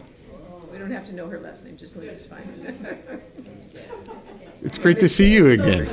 Yeah. Hi, everybody. Welcome. I'm Linda Kislingbury. I was the drama teacher at San Marin for about 20 years. I had 2 kids that graduated from San Marin, 2 stepsons as well, 2 grandsons that'll be going to school here. And so I'm heavily interested in what goes on. But my area of interest is arts and music, and I asked them to change, our definition was art, and I think that is wonderful. Art is really important. Art is part of the arts, but arts are also performing arts, and music, and musicals, and plays, and so many wonderful things. And if we didn't have this parcel tax, we would still be required to have one drama class, one art class, and one music class in every high school. That's a law, because UC and CSUs want that requirement. But because of the parcel tax, and I walked in the 91, I think it was 91, I went door to door. We called it A+ for kids. And it was a real eye-opener for me then, because what this tax does, it's not really a lot of money. It's $4 million, but it provides for 11 to 13 salaries of teachers. It provides for music, the arts, performing arts, etc. So instead of just having our one class in those subjects, we have many. And one of the things that we talked about in our group, and one of the things I'm going to go back to San Marin and talk to our teachers about, is telling our success stories. We don't do that enough. And I think in our messaging, when we go out to people, we got to talk about those things. I mean, we have a kid, Drew Gasparini, whose play is opening on Broadway called Karate Kid, and he's written all the music for it. I mean, wow, you know. So we need to go, and there's lots of stories like that. And I want our groups in all the high schools and middle schools to sit and talk about success stories as we do our messaging when we go out to tell people why this is so important and what we do for our kids with very little money. Because our teachers make less here than any school district in Marin County. And a lot of our teachers leave because they can make more money other places. And I worry about that. So that's my ideas. Thank you. Thank you. So we're going to go with Jennifer Goldfinger. Jennifer had reading and writing as her committee, I believe. Good evening. Good evening. I'm Jennifer Goldfinger. I've been around this community for quite a while. I feel fortunate in having had the opportunity to serve the community by being on the Blue Ribbon Parcel Tax Committee. First, I'd like to say that I previously knew the basics concerning the school district from my years as a Novato resident and also as the parent of two daughters who were successfully educated by this school district. The information provided to the committee members was excellent and vastly increased my understanding of the NUSD. It also reinforced my belief that the community as a whole needs to be provided with similar information. The goal set for the committee was to produce a consensus recommendation on a parcel tax measure. As you have read, the report states that the committee agreed to recommend a parcel tax no less than the current amount of $251 or 3 other amounts. My personal opinion is that while I understand the goal of a consensus report, I believe that this recommendation dilutes the opinion of the majority of the committee. From what I heard during the lengthy committee discussions, I'm convinced that very few of them wanted to recommend 251. I heard that most people believe that inflation must be taken into account, and therefore the annual parcel tax should be set at least 336, which I thought was the 251 approved previously, but somebody else said something else. Personally, I would advocate for 365, as that would provide additional funds for the new school district. Also, 365 per year could be developed into a slogan like $1 a day for the kids. Regarding 2 other consensus recommendations, I would have liked to have seen a small percentage annual escalator and a 10-year term. As I said earlier, widespread basic information regarding the school district and the role of a parcel tax must be provided to increase the community's understanding of the issues. We heard some very interesting thoughts in my small group, and they were absolutely not facts that people had picked up in the community, and that was very, very surprising. I would like to thank the staff for organizing the committee. It can't be an easy task to manage almost 70 people and achieve the stated goal. Thank you. Thank you. Next is Julie Lavaroni, and she had the Career Technical Education Committee, or table or group. No worries. Welcome. I am here representing the non-parent community, which makes up the vast majority of taxpayers and voters impacted by a proposed property tax. I joined the Blue Ribbon Committee to ensure that no escalator and no permanent tax be proposed. I believe you will lose handily if you include either of those provisions. Additionally, I feel compelled to tell you that in informal polling, and despite what I personally feel is a reasonably modest increase, I am also a supporter of $365 increase. There is still continued resistance, even at that $251 level. There's still anger in the community of the handling of the Hamilton C Street property and the Measure G bond, which is crippling for anyone on a fixed income, more so now than it was 4 years ago when it passed with modest support. Tax fatigue, which was obvious during the Measure A campaign in 2019, is compounded now with rising inflation.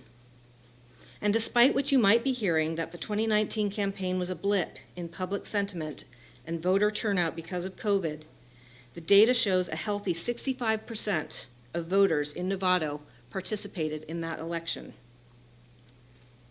Godby data supports my informal findings. The public overwhelmingly believes that the district is not a good steward of money. And while the public understands the school needs funding, that does not translate to overwhelming support for an increased tax on the community. The public is far more engaged now than they were only a few short years ago. There is much work to do, and the community can be a partner with you on creative strategies, but you must show good faith that renewed stewardship and oversight of the budget is your first obligation.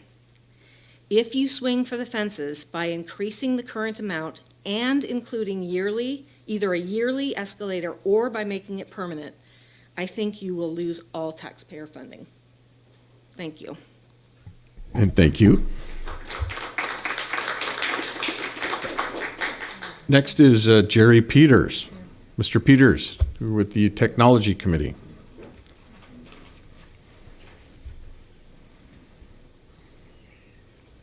Thank you. I was a member of the Technology Committee. I have to first have full disclosure. I am a longtime resident of Novato. Both our children have gone through Novato schools completely and graduated. We have currently 4 grandchildren in schools in Novato and one waiting to start schools in Novato. Another grandchild has graduated, has gone to college and left and now teaches at UC Davis. I also further should disclose that Ross Millerick and I used to paint buildings at San Marin High School. I want you to know, he is a very good painter. That right hand and 6-inch brush, he does a great job. Does a great job. I didn't have to follow him. This committee is also a great operation. I was impressed by how Jan and Leslie and all the rest of the folks did a great job putting it together. I've been involved in a lot of conferences in the U.S., overseas, in Europe, and in Asia, and this was very well done. It was a real community operation. Thank you very much. I learned a lot. I thought I knew a lot about the school district because our 2 kids work for the school district, one full-time, one part-time. I was shocked to find out among some of the facts that of the $93 million budget you have, $29 million is for pensions and pension obligations. That's a shocking amount. That's 31%.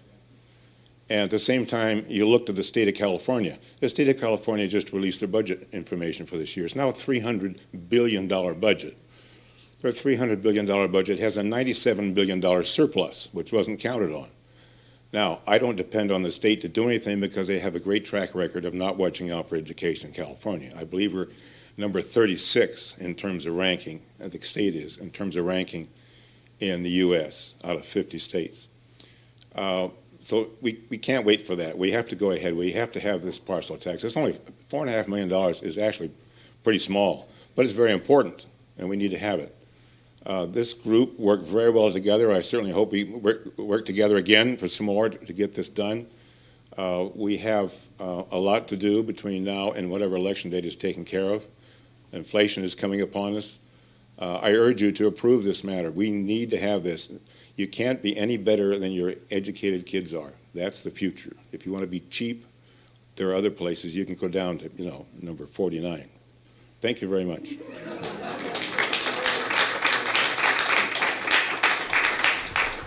Thank you, Mr. Peters, for your early efforts in painting our schools when we were definitely what was called a low-revenue school district, funded not only as the lowest in Marin, but one of the lowest fundings in the state, where you literally had to get volunteers to paint our walls. So I really appreciate your service back then and your comments on the value of education here in town.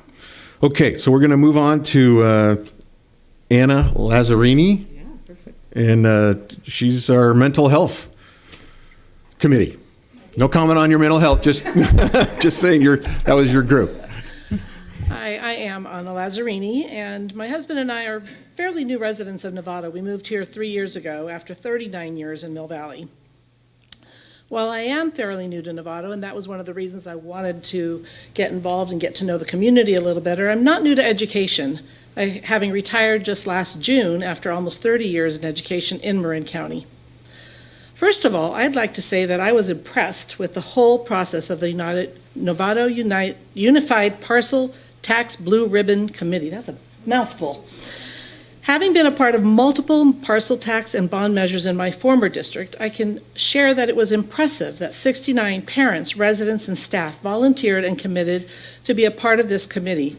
And thanks to Jan, Lori Ranieri, and Matt Kolker, it was facilitated in such a way to be able to hear all voices and get all questions answered each week. And I had lots of questions being new to the whole district. It was also evident that everyone was participating to ensure that Novato Unified can continue to create schools where students are engaged, inspired, and empowered in their education because they will continue to have excellent and valued teachers and staff. During our second meeting, I was surprised to learn that Novato Unified has one of the lowest parcel taxes out of all the school districts in Marin County. I came from one that had one of the very highest. Even though it is the largest K-12 unified school district. Also, unlike Marin districts that fall into the basic aid funding formula, Novato Unified depends on daily student attendance for funding from the state. Students don't attend, they don't get money for that day. The combination of a larger K-12 district and ADA funding is not fiscally friendly for districts. Having worked in a K-8 district as an administrator, I know that educating students in middle school is much more costly than elementary schools due to the educational structure and academic program, and because they are larger than elementary schools, requiring more classrooms, larger facilities to maintain, and many more teachers and staff. I am certain that the cost of operating high schools is even higher for the very same reasons.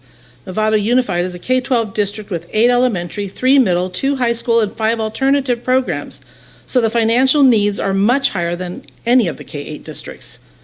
While it may seem to some that the annual budget should be enough, it clearly isn't, and a new parcel tax, when the current one expires in 2023, is critical to being able to continue the top-notch educational programs that draw families to Novato. I truly hope this measure moves forward and that the whole community supports it to ensure that Novato Unified continues to be able to offer a great education to its students and a great place to work for its educators and staff.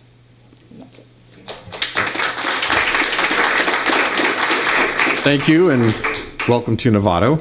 And we're glad you're here, and appreciate you pointing out that not only are we funded at different levels through basic aid and local control funding, but we're districts are treated different, whether if they're just an elementary district, if they're a middle school district, or just a high school. And if you're a unified school district, the theory is that there's benefit of scale, so they even give you less money.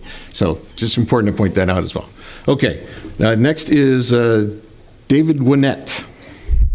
And David, you were with Visual and Performing Arts as well.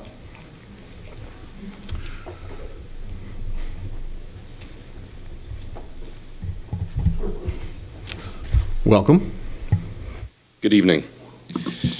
I'm a lawyer. My name's Winnett. People get it wrong all the time. I like to say it's the best name for a lawyer. My wife's a French teacher, and she likes Winnett, so it continues to be a family dispute. I'm proud to own a home in Novato. I'm proud to own a business in Novato. In addition to those, I am also the president of the Marin School of the Arts Foundation, a responsibility that I take very seriously and I'm very proud to fill. 20 years ago, almost to the day, my wife and I flew out here from Illinois over Memorial Day weekend to buy a house in Novato. We signed a contract to pay more for a house than I ever dreamed I would do, and I walked right over with my wife to Hamilton Elementary School, and I committed to the Novato Unified School District. And our decision to do that has been one of the most amazing experiences of our lives. We made a commitment to this community, and that commitment has helped us raise 3 healthy, bright, successful daughters. Hamilton, San Jose, Novato High. Our oldest is about to graduate with her master's from the London School of Economics. Our middle graduates next month, Phi Beta Kappa from UCLA. And our youngest has 1 more year at Novato High, where she'll hopefully continue to sing and dance and make you laugh. Laura and I have given back time and again as room parents. Laura was the PTA president, site leadership, booster leads, and now, as I mentioned, I'm not only the president of the MSA Foundation, I'm also the head of the Theater Boosters, and Laura helps run that outfit with me. So we're in. We have been in. And what Novato has given to us has been amazing. Through all of these years of involvement, these opportunities that we've had to see how the sausage is made, we've come to know what you've heard tonight. I feel like I'm telling you things that you know. So much of what you're hearing tonight is what you already know. And it's what I've known for a long time. That Prop 13 and the local control funding formula hamstring this district in such a way that we spend dramatically less per pupil than any other district in Marin. It's been infuriating to me since I met Debbie Butler 20 years ago, and somehow, someway, you haven't aged.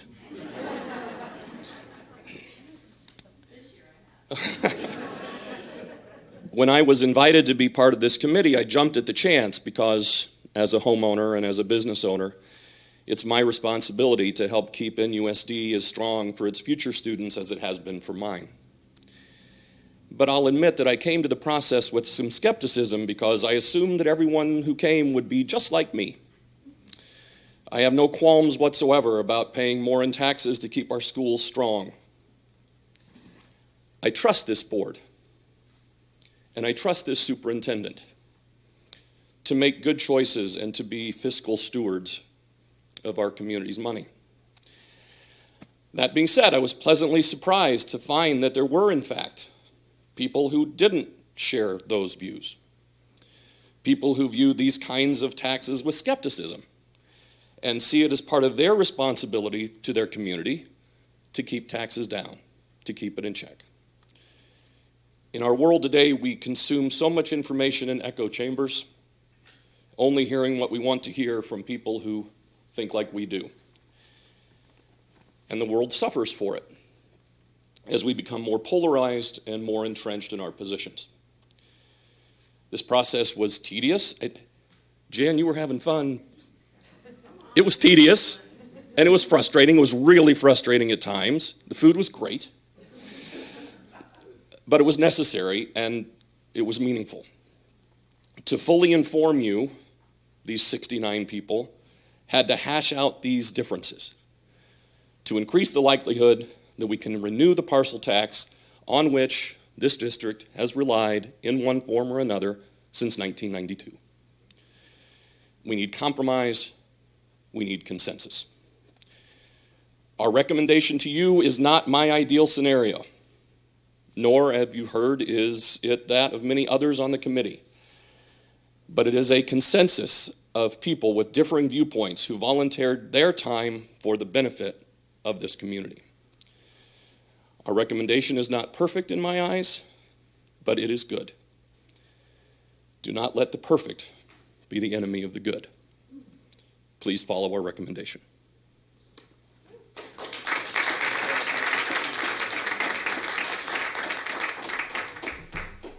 Thank you, Mr. Winnett, for your support of our schools, and congratulations on the success of your students. Okay, so that's that brings us to the end of our speaker list. So, we have a late addition, and it's going to be Lori and Matt. All right, are you Would you like going to Lori say and Matt? Would you like anything now, to? or do you want to wait for the board to ask questions? Okay, great. So, then it's time to bring it back to the board. Okay. All right, you guys. Since we're doing this informally and in a new way, I'm going to need your help on how you'd like to go about discussing it. I think we've heard from the group. We have the recommendations in front of us. How would you like to go about? We have a list of 1 through 7 to discuss.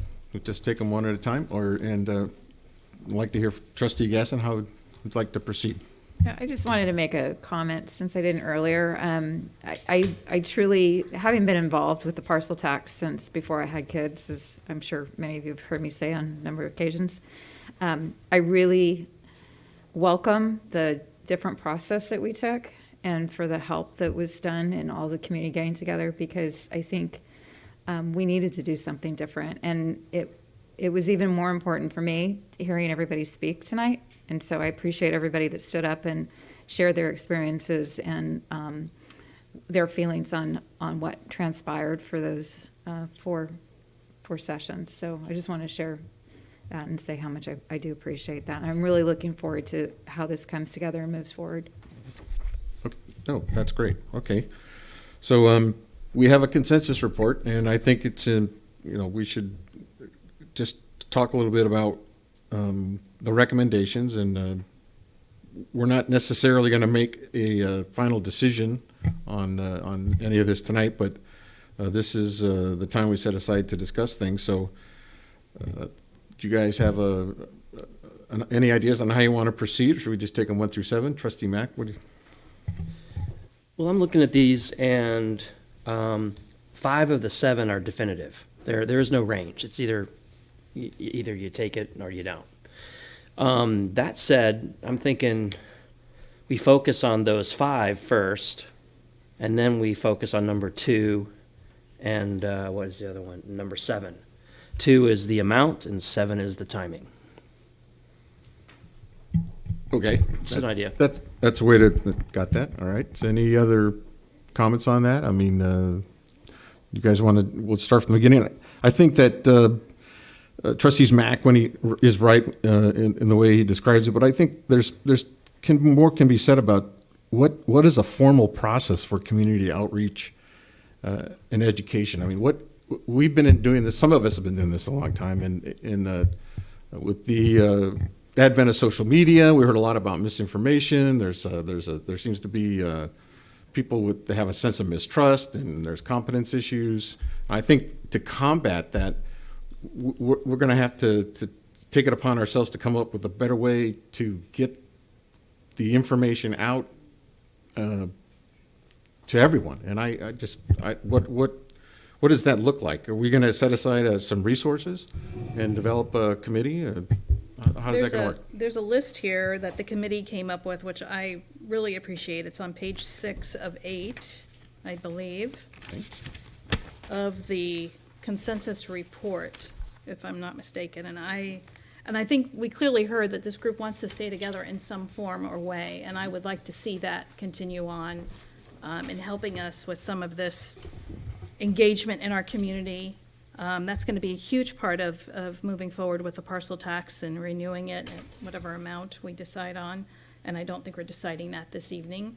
But does anybody want to comment on any of these? I mean, I hopefully everybody's seeing what I'm seeing. I like what I see here. You're missing a page.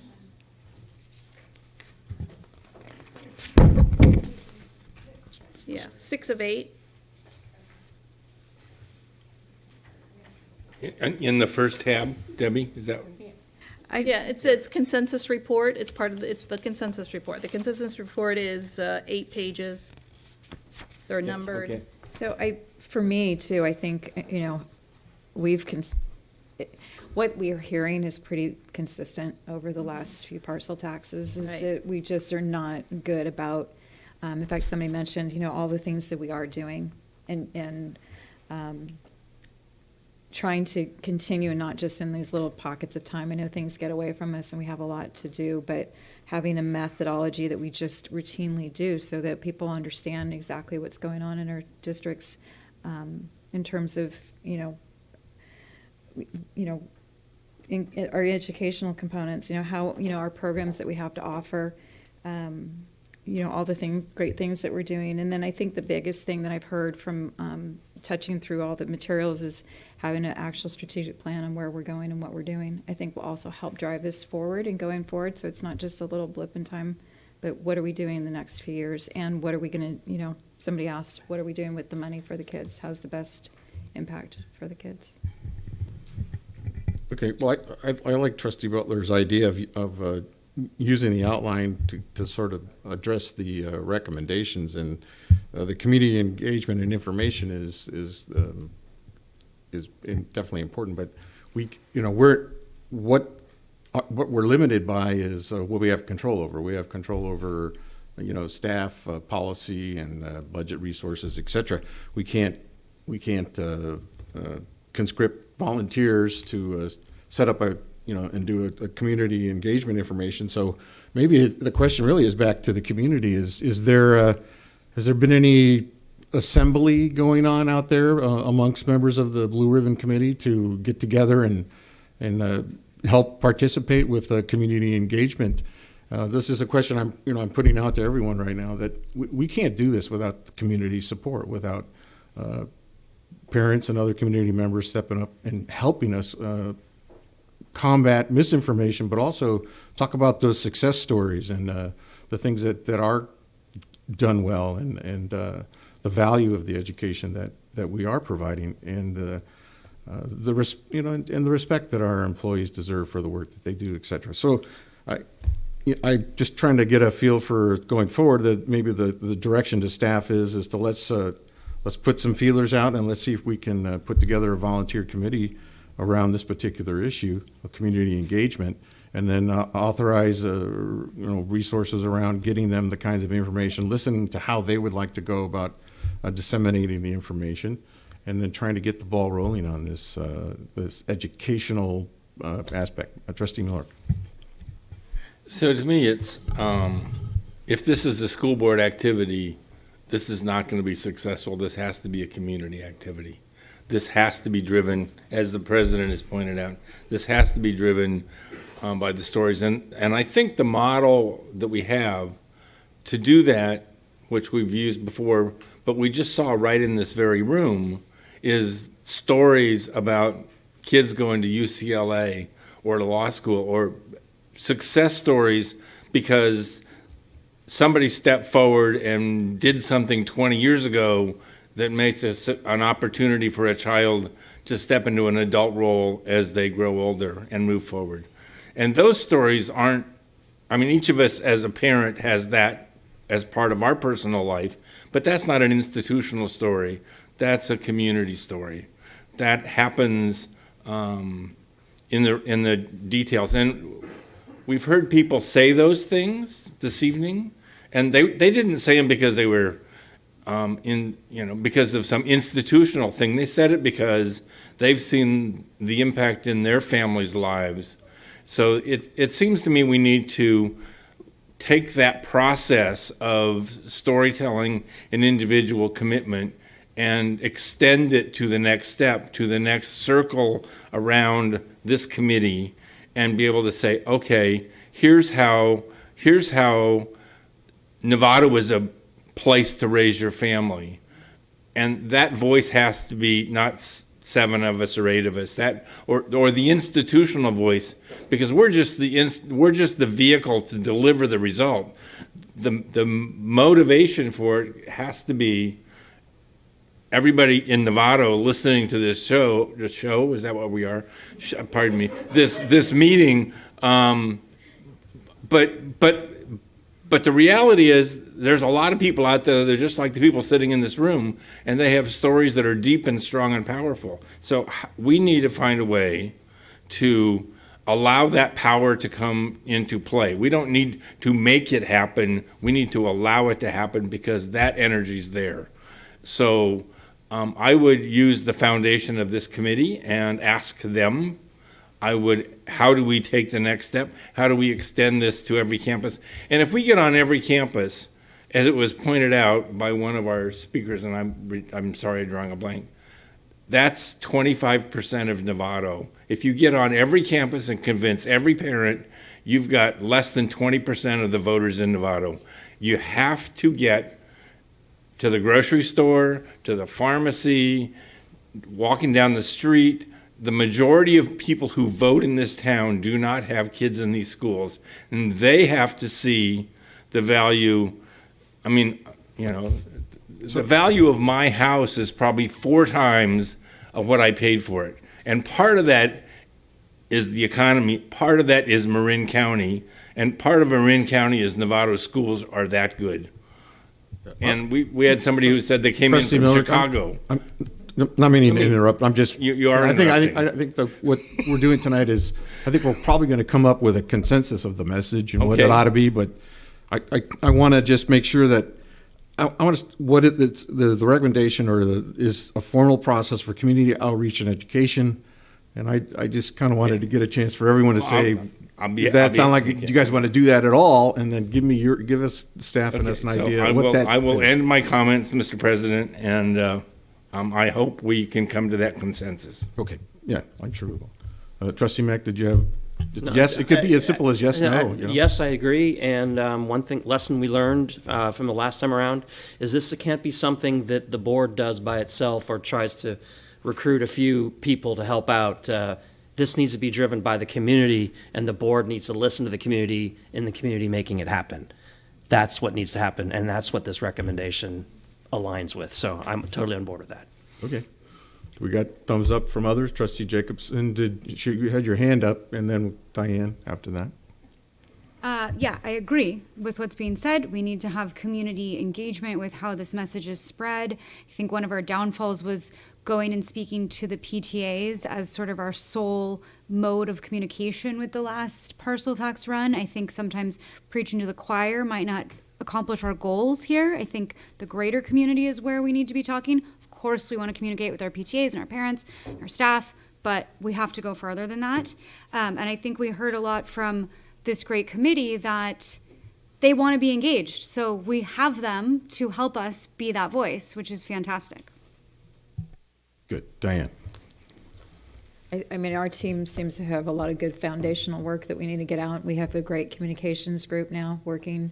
I think it's just something we need to start now. It's, just getting that constant message out. And so I support that. And hearing all the great information and the points that kind of sunk in and get missed, I think is key. We learned a lot from hearing everybody speak tonight too.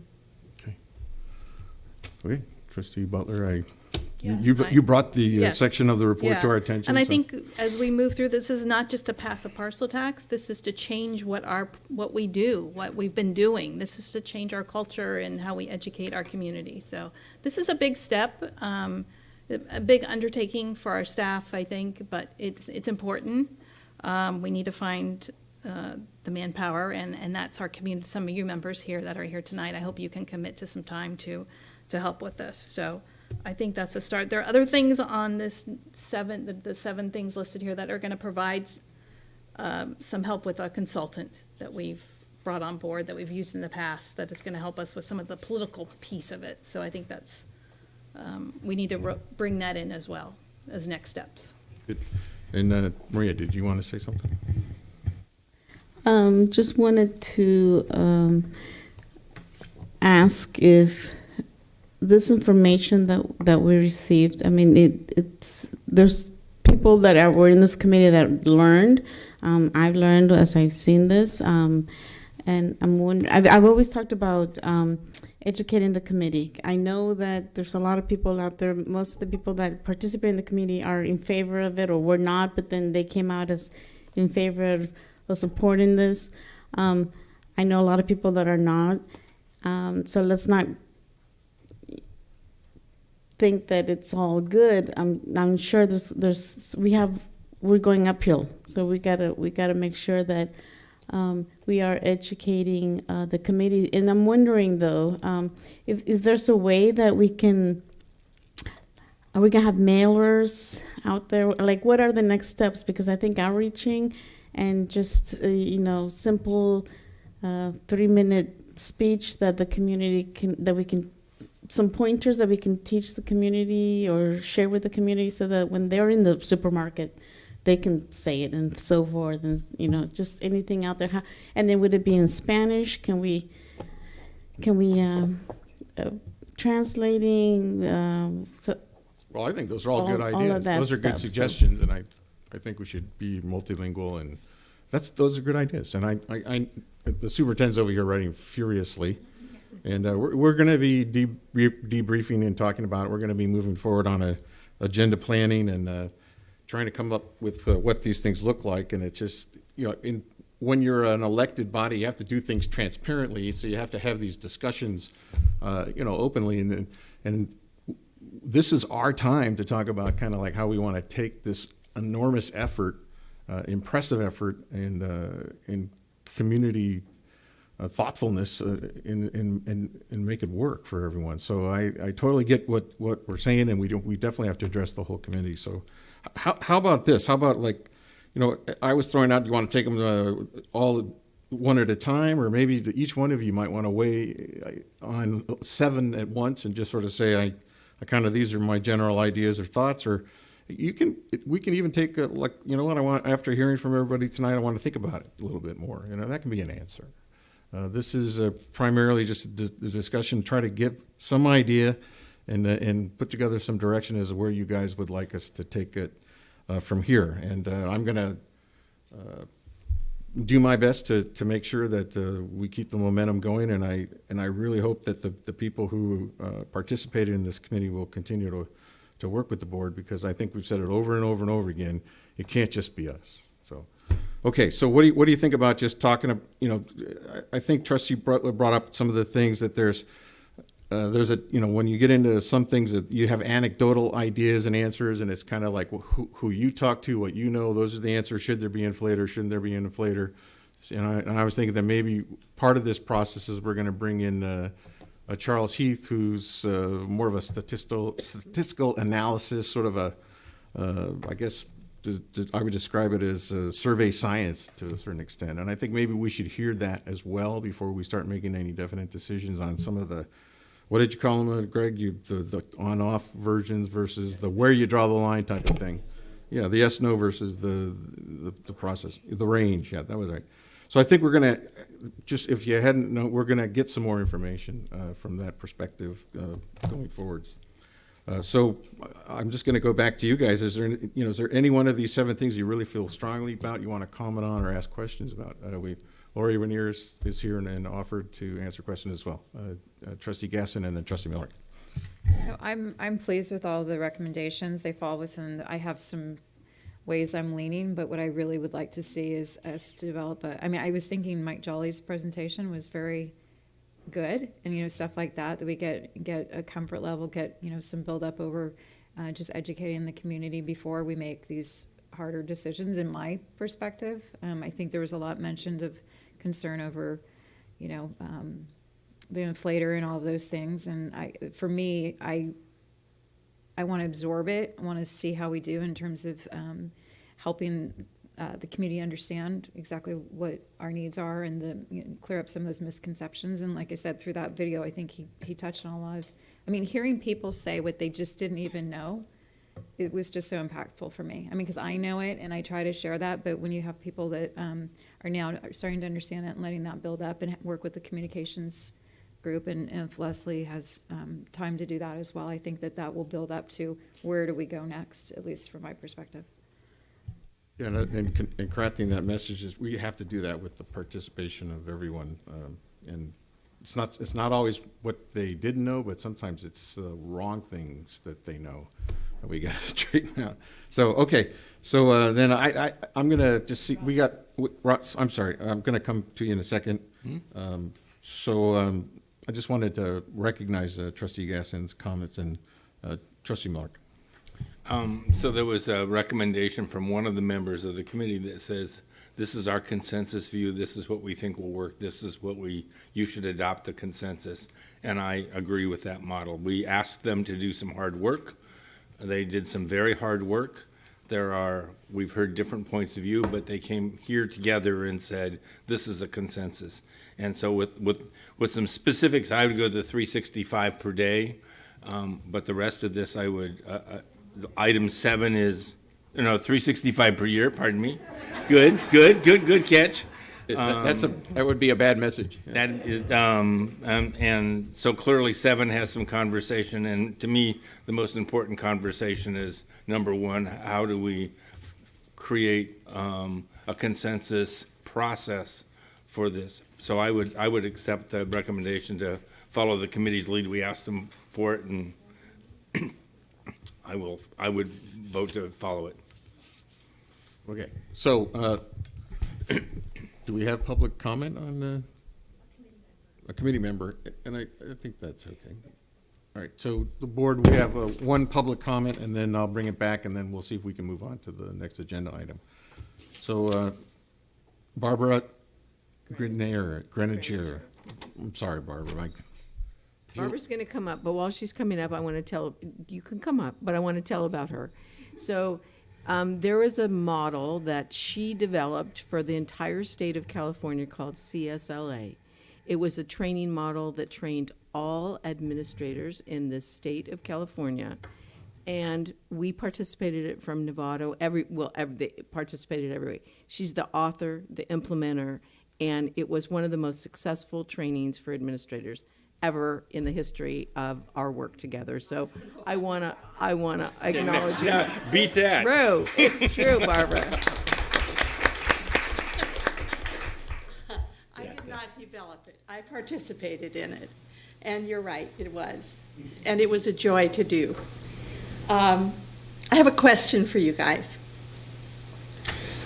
I want to know how you will share your vision, your consensus vision of what you want to do with this money. Not what you've done and not the past, but what you will do in today's world moving forward. That's what I would like to see. Now, I'm on your Blue Ribbon Committee. I have 3 graduates of Novato High School. I think I had the honor of being the oldest person on the committee, which is all right because that gives you a lot of experience. My 3 daughters all went to Novato High School. They all graduated in the 80s, and they all have their own businesses. So that's past. Mm-hmm. But they are in today's world, and they are going into the future.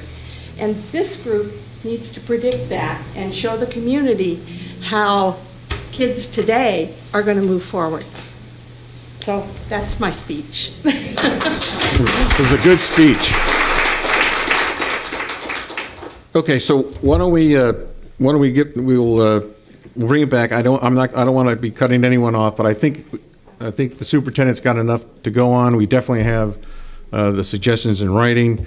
I'm hearing things like, not only just a message, but like, let's talk about what we're going to do with the money, the latest speaker. But I respect those requests that we should be filling the leadership vacuum if there is one in expressing. So I think workshops, we can have some goal workshops, and I'm going to ask the superintendent to work on putting that together for us. Does that sound like a good idea?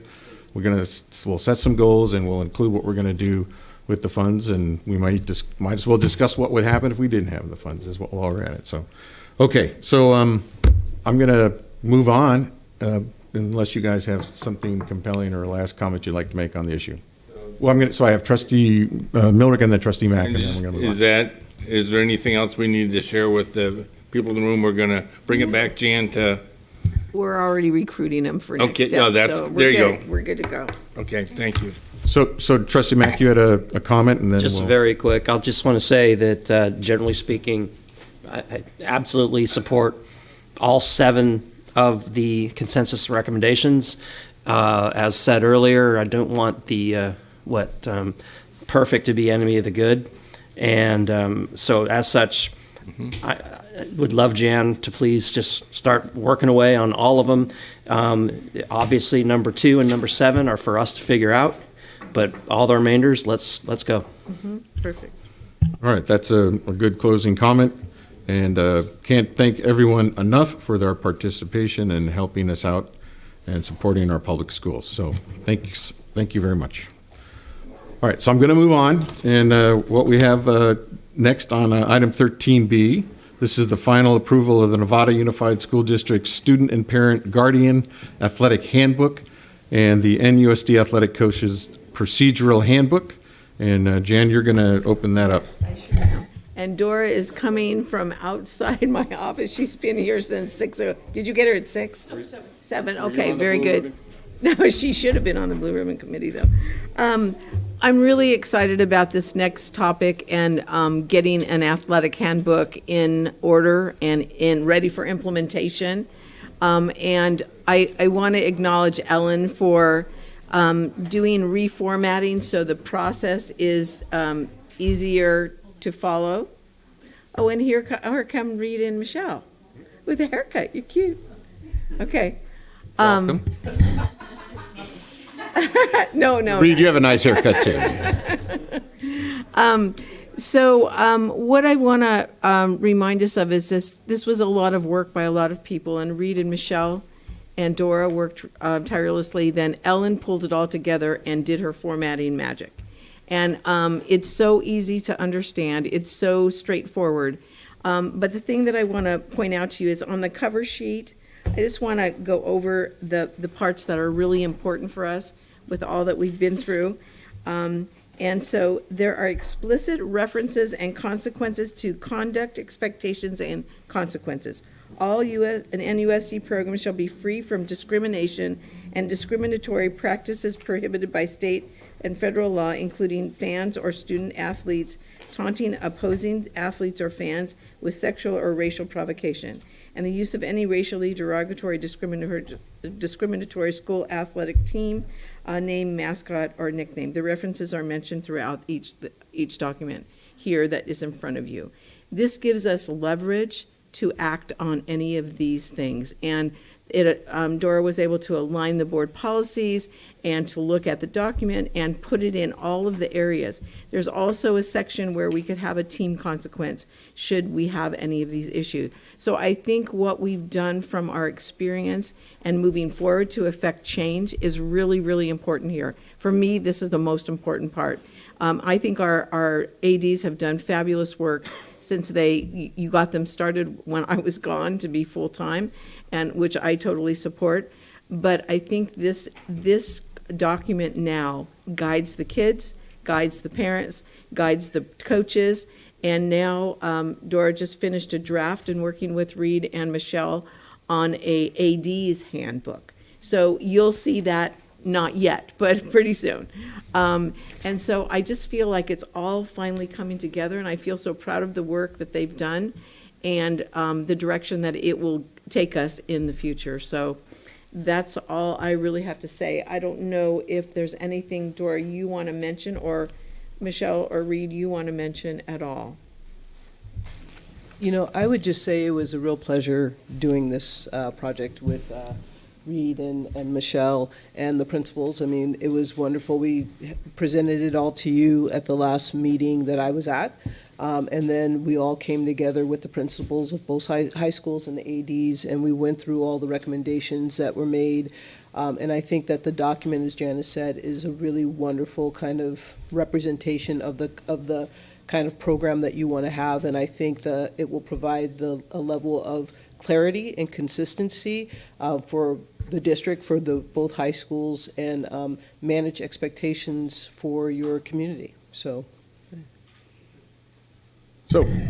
hands are up. Great. I'm going to go Trustee Mack, Trustee Gasson, and Trustee Aguila. That's questions for. I just want to say thank you very much for putting this together. I very much appreciate it. It's I say this, well, it's unfortunate that it's overdue. It is overdue. But I'm so glad we're doing it. After some of the events that have happened in the recent past, it's obvious this is needed. What I would ask beyond this policy, which I think is spot on, and the consequences are what's needed because you haven't had a real spine to these, to addressing these issues. We haven't had the ability to have that. Is that we also embrace a education process before the season to let these teams know of the ramifications of this behavior, and it will stop. Because all too often, a lot of these kids just think they can do whatever they want because the ref didn't call it, and that ain't cool. No. So we need to be the super refs and effectively shut it down before it even starts. And as soon as we see it, we told you, your season's over. That's it. Okay, Greg, this is a perfect segue because Dora's going to tell you about, it's already planned, and you're going to want to go to the training. We wait and hear who's coming. You're going to want to go. Okay, so why don't you talk about August 17th? Oh, so that's the date? Oh, that's the date. Okay. August 17th. Perfect. Yes, we picked a couple. So we part of the kind of this process was to set mandatory coaches orientations. So again, managing expectations from the very beginning. And so on August 17th, we'll have a mandatory coaches meeting where there will be two parts to it. The first part will be going over the kind of legal compliance, going over the handbook. And then the second part, we brought in a guest speaker who is Tracy Murray, who is an NBA All-Star, who's going to come and be a speaker. And so he's going to really talk to kind of the responsibility of the coaches in managing their athletes, prioritizing kind of that citizenship, that responsibility over winning and everything else. And we've done this model before in other districts, and it's been really successful. So that's part of it. And then the other part is that we are having mandatory, so that's going to happen twice in the year. And then they're going to be mandatory athlete and team meetings, and that's going to be run by the ADs, and we're working on the curriculum for that already. And then so every team is going to have a mandatory meeting where, again, the student athletes and the parents are going to have a mandatory meeting where everybody gets to learn what are the expectations, make sure that it's been clearly laid out so that if anyone violates that code of conduct, they're clear of what the consequences are, and it'll just be what it is. Stepping on any toes, I'd love to be involved in all of that, but I will let the ADs and everybody else involved decide how we get involved. All right, Trustee Gasson. I think you did an exceptional job. The reformatting and everything is so much clearer. I mean, sports is not my thing, so I just love how it's laid out. I think it's a great example to have, and I think that I just can't tell you how much I appreciate all the work that you and everyone else did on making this happen, so thank you. Thank you, and I have to give Ellen the credit for the reformatting because honestly, we put content, but when she sent the final draft after our version, I was like, yes, thank you. So it makes it, because really the things that are in the appendices now, it's like it's clear they're there, but it makes the book about half this length, so the real content that we need them to get to is right there in that beginning part, and then the appendices are easy to research. And so thank you, Ellen, for your amazing job. Thank you, just a second, to Diane, because she initially did a ton of editing, and so we were really appreciative of that as well. Yes. Sometimes trustee skill sets, private sector skill sets come into play, and I appreciate that. Trustee Aguila. Thank you. This is long way overdue, so I appreciate it. Appreciate all the hard work, and so grateful that that this is the mission of this is not just about all working well together and having a successful sports team, but it's to make sure that safety's in place, that students, all students feel involved and that they succeed. And so it's much more than just sports. So I appreciate that very much. I'm wondering, I think you will be successful. I want to just ask what was done so that both principals are on the same page, or we're on the same page, or are on the same page, just so that we are all on the same page. But I'm interested in the principals because they have the authority, they have the control. The both principals are here. Yeah. Mark and Mark. Wonderful. Yeah. Mark squared. That's squared. Yeah, Mark squared. I'm interested in the I mean, I'll let them speak, but they were very involved. Yes. Good. Your question is, are we on the same page? I want to. Answer is yes. So you're both on the same page. You're both. This is all. We collaborated on the document and spoke and met, and so yeah, we're totally in support of the document and glad to have something in place. And the commitments there, and yes. I just want to make sure, because you guys are very important. Thanks. I'll let Mark speak, but I would assume his commitment's there as well.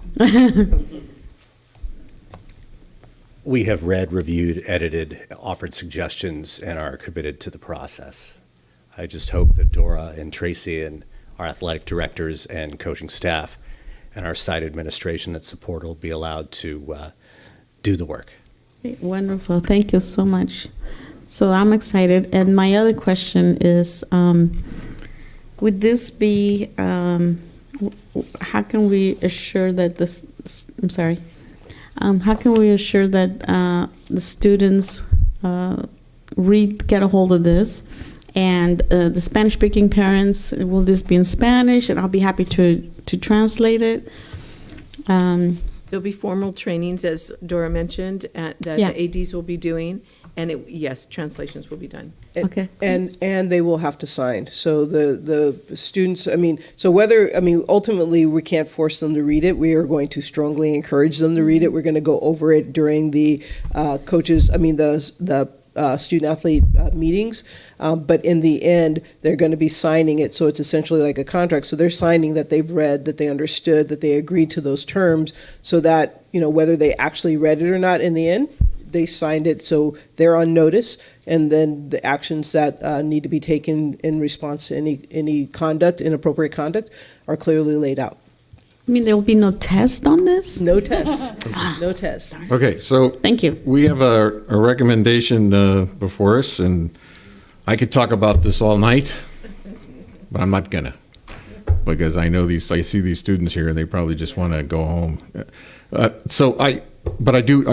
with you guys. This is great. With modernization of the policy, I'm thrilled. So can I have a motion? Unless there's further comment or just question or discussion. I have a first by Trustee Mack and a second by Trustee Aguila to approve the new procedural handbook, etc. So all those in favor? I've got 7 in favor, 0 against, and 1 positive advisory vote from our student board member. Thank you very much. And thank you again. Let's get this right. All right, thank you. So that brings us to our next agenda item. If I can find my agenda.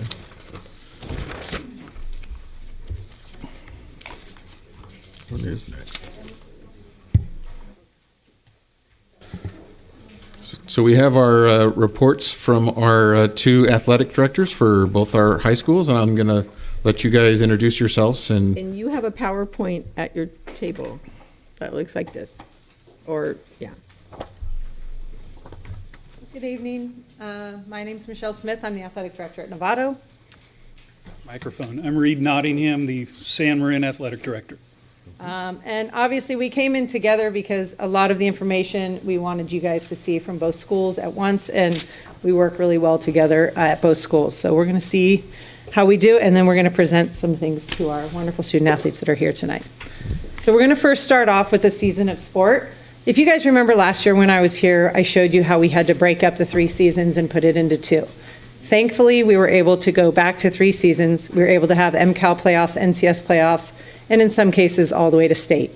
So that's really exciting. The 2 of us have our baseball team playing today, and both of them came up with wins. One in the 9th inning, and one with a 10-run rule. So they're moving on to the 2nd round. So it's very exciting. So back to playoffs.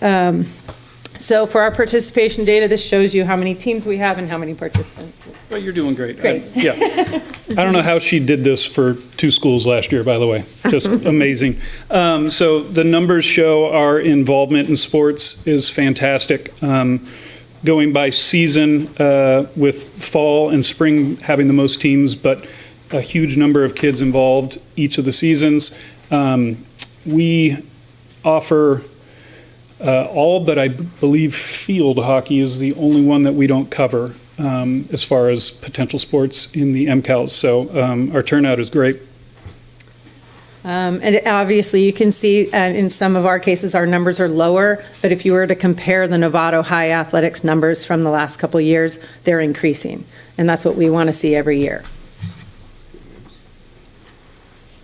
So this shows what happened at San Marin in terms of, again, we've got the total number of athletes, the number of teams, but then it also lists how they're doing academically, and super proud of this.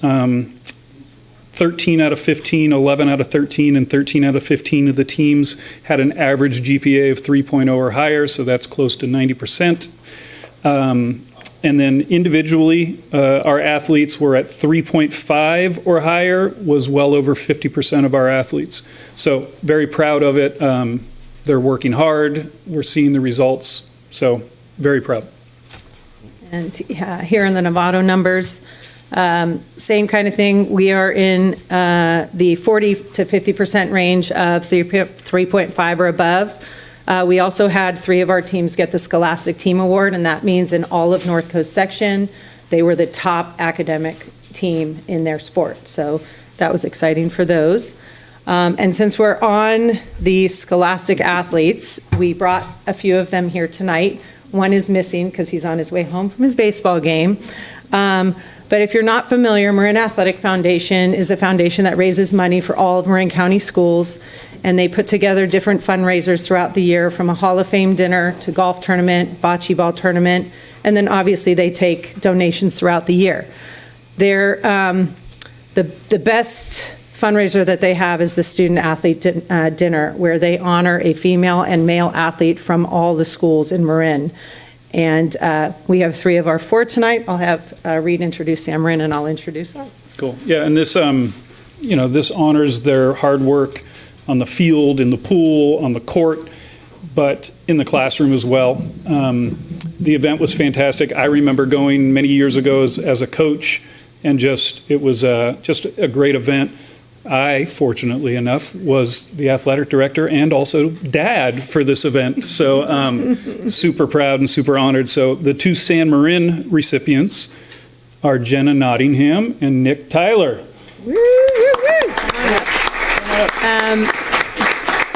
Come up here for a second. And then the 2 recipients for Novato are Kaylee McIntyre and Derek Bartram.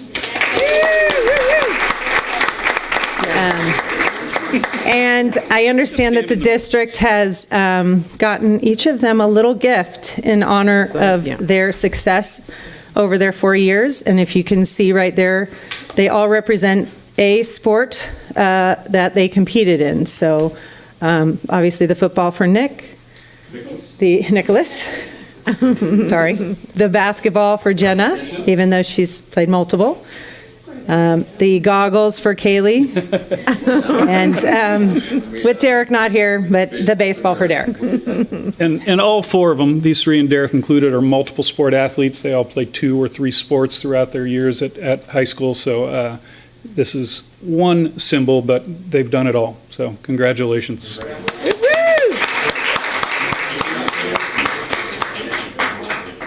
Stay right there for a photo.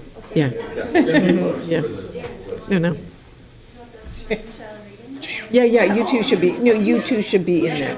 No, it should be these guys, right here. Oh. Yeah.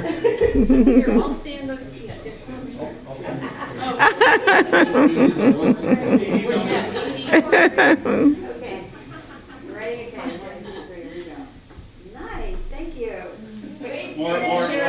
Sherry wanted one. Come on, Sherry. Take your pictures.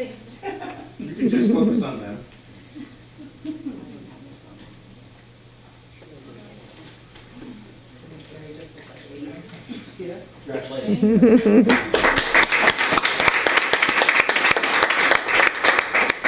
Congratulations, you guys.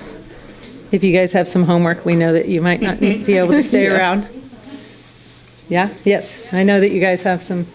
We're not going to be much longer. It might be a song and dance, you know? Yeah, I think the best thing about this is they give a speech, every kid that gets up there, and it's amazing to watch their experience and their passion of their sport and their teammates, and these four did an unbelievable job when they went up there. So thank you. Thank you, guys. More numbers. Okay, this is the health and wellness part, and this is what our trainers and Rita and I work together with throughout the year. So you can see a comparison there. It's pretty close. But 100% of the baseline concussion assessment, that is where every athlete needs to go in and take a baseline test before they go into a sport. So in case they do get a head injury, we're able to evaluate them and know when they can come back. San Marin, 7 concussions to 3. And then a lot of these numbers are a little off for us because we only had a trainer from February to May, where they had a trainer from August till now. So, but for the most part, the numbers are pretty even. And the work that they do, you know, at San Marin, we have Brendan Graber, and it's just amazing. And the kids love him, and he does so much proactive work, but then also to help them recover if there are injuries. So it's incredibly beneficial to have him there. I can't thank you guys enough for giving us the trainer, because I spent 4 months of it trying to be one myself this year when we didn't have one. So I can't tell you how much of a benefit it is to have them. Okay, so just a quick facilities update. The one in the middle, as we know, we had the lights all season long. It was a huge success. I mean, the events were incredible, and we got a lot of opportunities to have them on because our football team kept going and going and going, and we kept hosting. So a full season of lights on the football/soccer/lacrosse field. And then we put 2 pictures here. You can see that we now have field turf for our baseball and softball fields. This is our first year having it. We were just 1 year behind Novato. They have been very successful. They look great. I will mention that we really need to make sure that the proper maintenance is happening. It's so important for all that's been put into it. To not do the maintenance properly would just be a shame. And it needs to happen yesterday. So if we can, as a group, make sure that the wheels get put in motion so it happens as soon as possible, because just the normal wear and tear is showing already after 1 year, and Michelle's now had 2 years, and she can definitely speak on it. So it's fantastic. Let's make sure we take care of it. And like he said, I get to update you on how our fields have gone over the last year and a half since they've been in. And it has been wonderful because all of our teams have used it. We rent it out to adult soccer groups, youth lacrosse groups, baseball, softball, you name it, use our fields, which is wonderful. But what you find over that time period is the use and the wear and tear that happens. We've already had to repair our pitching mound. Our batting box is a little getting some wear and tear on it, so we use a mat during practices. And then some struggles we've seen over the last couple months is the weeds that come through the field. And right now on my softball and baseball field, it's almost unmanageable. And we know that the grounds is not taking care of the fields anymore now that it's synthetic, but we need to figure out a way to maintain those fields. I tell my athletes right now during season, you walk by weed, pick it and throw it out. But when we're not using it in the off season, who's going to maintain those and how do we keep them nice? Because you don't want to have to be here in a year and say the field is unusable because of all the weeds. Sorry, I just don't have a visual for this. So are they actually coming up through the turf? Really? Yes. Right now, they are not so much in our infield, but they're all over our outfield and our pitching bullpens. So it has been a problem, and it's just getting worse. And so we are trying to figure out how we can prevent that from happening.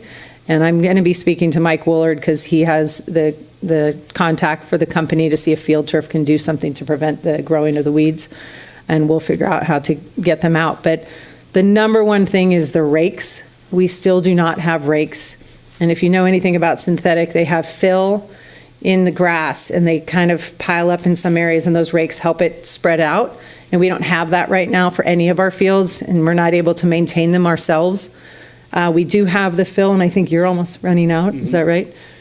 So we want to make sure we get enough of the fill to fill those spots like the pitching mound and the batter's box. I mean, if you walk out to my baseball field after a practice, you'll see them filling it in to keep it nice. So that is the number one concern, long period time for these fields and how we can keep them going. Obviously, our tennis courts are wonderful. We're still working on the lights. If you're aware of that, they are kind of shining on the end lines rather than the court. So we're going to get those designed. Cool. And we do have some weeds coming through on our football field also, and ground squirrel has done some damage underneath our softball field already. So it's happening. Yeah. Can I ask another? Yeah. So that is concerning to me, and I'm sure to everybody else here. We don't like to hear that come forward to us. You've already talked to Mike or Mike Willard, or what process have you taken? I just want to make sure this isn't your first stop here is us. Well, my first stop was grounds. And Yeah. they said that since the synthetic went in, they're not responsible for that anymore. So then I went to Tony. Yeah. And because it was part of the bond and we think it's on warranty, I went to Right. Mike. Okay. So now we're in the process of talking to Field Turf to see Okay. what we can do. You're just keeping us informed. Yeah. in a way. And I think Lois is working on it as well with Okay. her team. Yeah. And I think fundamentally with the issue is that it's now sand instead of rubber. When it was rubber, it was less of an issue because weeds couldn't take root in rubber. But because it's sand and a little bit of moisture, and I think one of the fundamental problems is the areas surrounding the fields are full of weeds and seeds, which then blow onto the field and grow. So it's really a matter of doing a better job maintaining the surrounding areas. Like for instance, the right field line of Novato High is weeds waist high. At least it was 3 weeks ago. Well, that's a grounds issue. Well, and if you notice the picture that I have right here, you see a lot of brown, that's a lot of bark. It is all weeds about Yeah, waist that was high all the way week around. one. That was week one. Could we have a follow-up as the board? Lois, maybe you could do something in our weekly of just following up with this that's brought to our attention, just to keep us abreast. And I'd like to follow up on that. I think that there's some stuff, I mean, my big issues with having the synthetic fields or all these other things and putting them in is making sure that we have the cost and the resources to make sure that we do keep things in good condition. And so it concerns me a little bit too that if we don't have the right things being, having such a good space, but then not having the things to take care of it. So I would like some follow up on that as well, whether they're the rakes or whatever, or I remember seeing the rice hole or whatever the stuff is that go, I mean, all of that stuff. So I don't want us to be in a position where we let things go too far and then it becomes more expensive and not fixable. The other thing I will add, you mentioned the squirrel. So my daughter's at San Marin. I'm just appalled at the destruction that I've seen with those squirrels. So that's another thing. I'm not quite sure how we mitigate, but I've seen them digging up all of the areas around the STEM building and performing arts. And so don't know the solution for that, but hearing the damage, I mean, I don't, that concerns me as well, so. Tony is in process of non-squirrels. Okay, mitigation. yeah, I mean, I feel bad, it's just, it's horrible, I mean, it's Yeah, it's horrible. It's startling, so. Thank you. Okay, trustee Aguila? Quick question. Speaking of damage, what about vandalism? Are we good with that? Is someone keeping an eye? As far as the sports facilities? Yep. So far, so good. We've had a few bits of graffiti on the gym floor that was able to be removed. But as far as the turf fields and everything, so good. No trespassing? It's trespassing, Oh, yes. Yeah. Yeah. That's a different story. Yeah. Right. Not a lot of damage so far. They're just jumping the fence to use it. However, we have an L screen on our baseball field that's completely broken because they tried to toss it over the fence to use it. We do know the group, and we're asking them to pay for it. We were lucky enough. We also found in our center field fence that somebody completely broke off the latch so they could open the fence at any time. Thankfully, my custodian who works on the weekends walks all the way around them and checks every one, so he was able to fix that right away. And then maintenance is following up on that to make sure it was done properly. So that's the biggest, is the trespassing, but for the most part, they're not trying to ruin our fields, they're trying to use them. Mm-hmm. Okay, thank you. Yeah, well, Yeah, they wet could. lights. They'll end up ruining. What do you want to hit? Which one are you doing? Boom. So we listed some athletic achievements. I won't go through each one. Obviously, kind of the biggest accomplishment for our school this year was the state championship won by the football team. But we've had a number of teams, our girls basketball, our wrestling, boys soccer, baseball, girls lacrosse, all advanced into NCS play. Girls basketball played in the MCAL championship as well. And then we've had some individual accomplishments in swimming and track, with 3 track team members this weekend will be competing in the Meet of Champions. And then at the bottom, we have 6 student athletes who have signed to play sports in college. Same for us, some of our athletic achievements. Some notable ones up there is our 2 wrestlers, both made state. First girl since 2013, and Kakoa came in 7th. They also, every year in MCALs, they vote on a girl and boy wrestler for the top wrestlers in the league, and both Luana got the Matson Award and Kakoa got the Cutler Award. So that is very exciting. And then, as we talked about, our baseball team is in NCS right now. Had a couple swimmers go to NCS. You can read that, and there's a ton of exciting news up there. We had the golfer of the year, but I think what I was more excited about is she didn't just get golfer of the year, she got the sportsmanship award as well. And that's what we strive to do with all of our athletes. And then we have 3 kids going to college, and here are some of the colleges that they are all going to. And some are baseball, soccer, swimming, golf, football. Yep, we have 1, 2, Gymnastics. 3 football, 1 swimmer, 1 soccer player, and a team equestrian member. Yes. So very exciting. And then challenges that we have for the upcoming year, I think you've seen this probably multiple times on our slides. It's the officiating fees. They go every year, but our funds do not. The funds that we receive do not cover all of the costs for our officiating fees for all of our sports from fall to spring. So we have to cover that with the gate fees. And I'm going to speak for Reed. He has night games. He has a lot of people attend his games. We do not. So trying to make up those fees with our gate fees is really difficult. Maybe in a year or 2 when our football team starts winning, we might get some more people there so our gate fees can go up. But it's a real struggle for us at Novato. I mean, across the board, I think probably it's safe to say in every sport, there is a huge decline in officials. And so to entice and bring back or get more officials, they're paying them more, which means we pay more. So the numbers of officials are going down, the cost is going up. We've seen it in many sports. We will only have 1 umpire at a baseball game. Lower level teams are not even getting umpires. So they're having the coaches stand behind the mound and call balls and strikes. So it's challenging. Football, they're talking about only having 4-person crews, and we've seen how important it is to have 5 or 6 officials out there. So the cost is, it's obvious, but it's needed. One recommendation that we've come up with, and I don't know if this is possible from the district, is right now, no rental fees come back to the schools. It goes into the general fund, which I'm sure helps out. But in any case, when we have wear and tear of our fields, our equipment that gets ruined by renters, his teams are raising money to pay for that.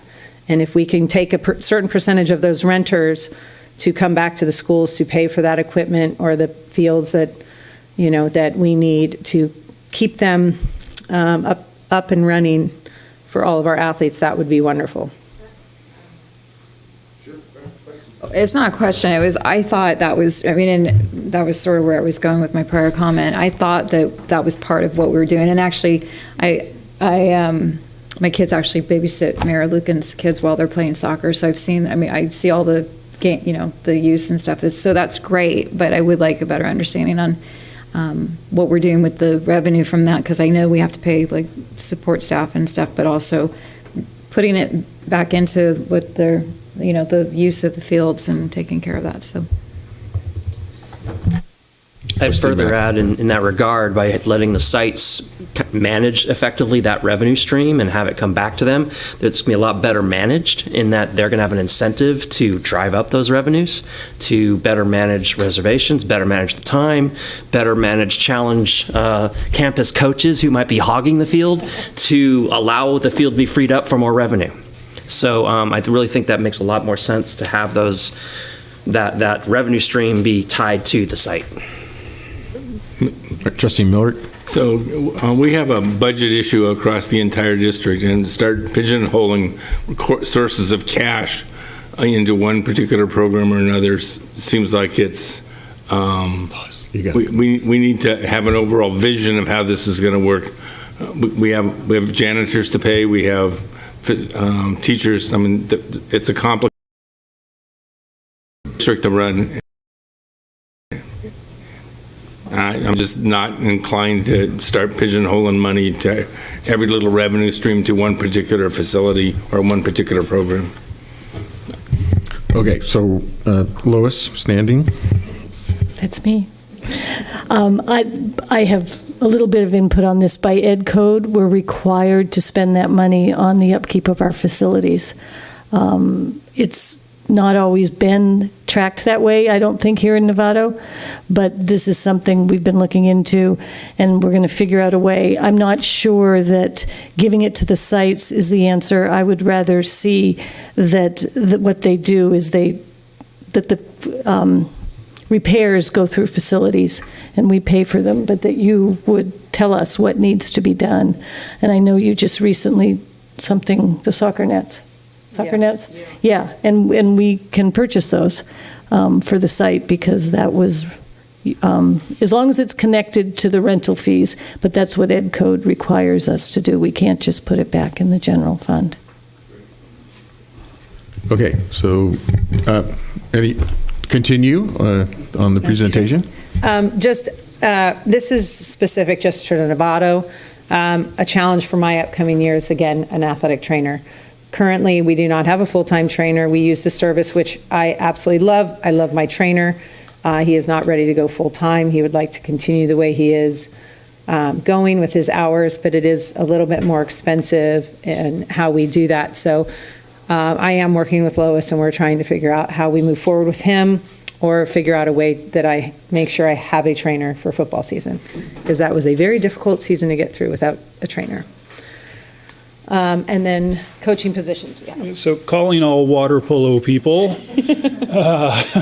we are in need of 3 water polo coaches at Sam Marin and 2 potentially at Novato.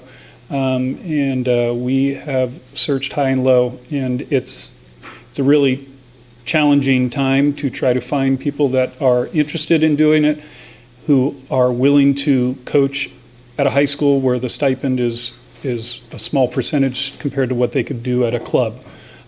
So we're in search of water polo coaches. For us, we're also going to be getting a JV girls soccer coach.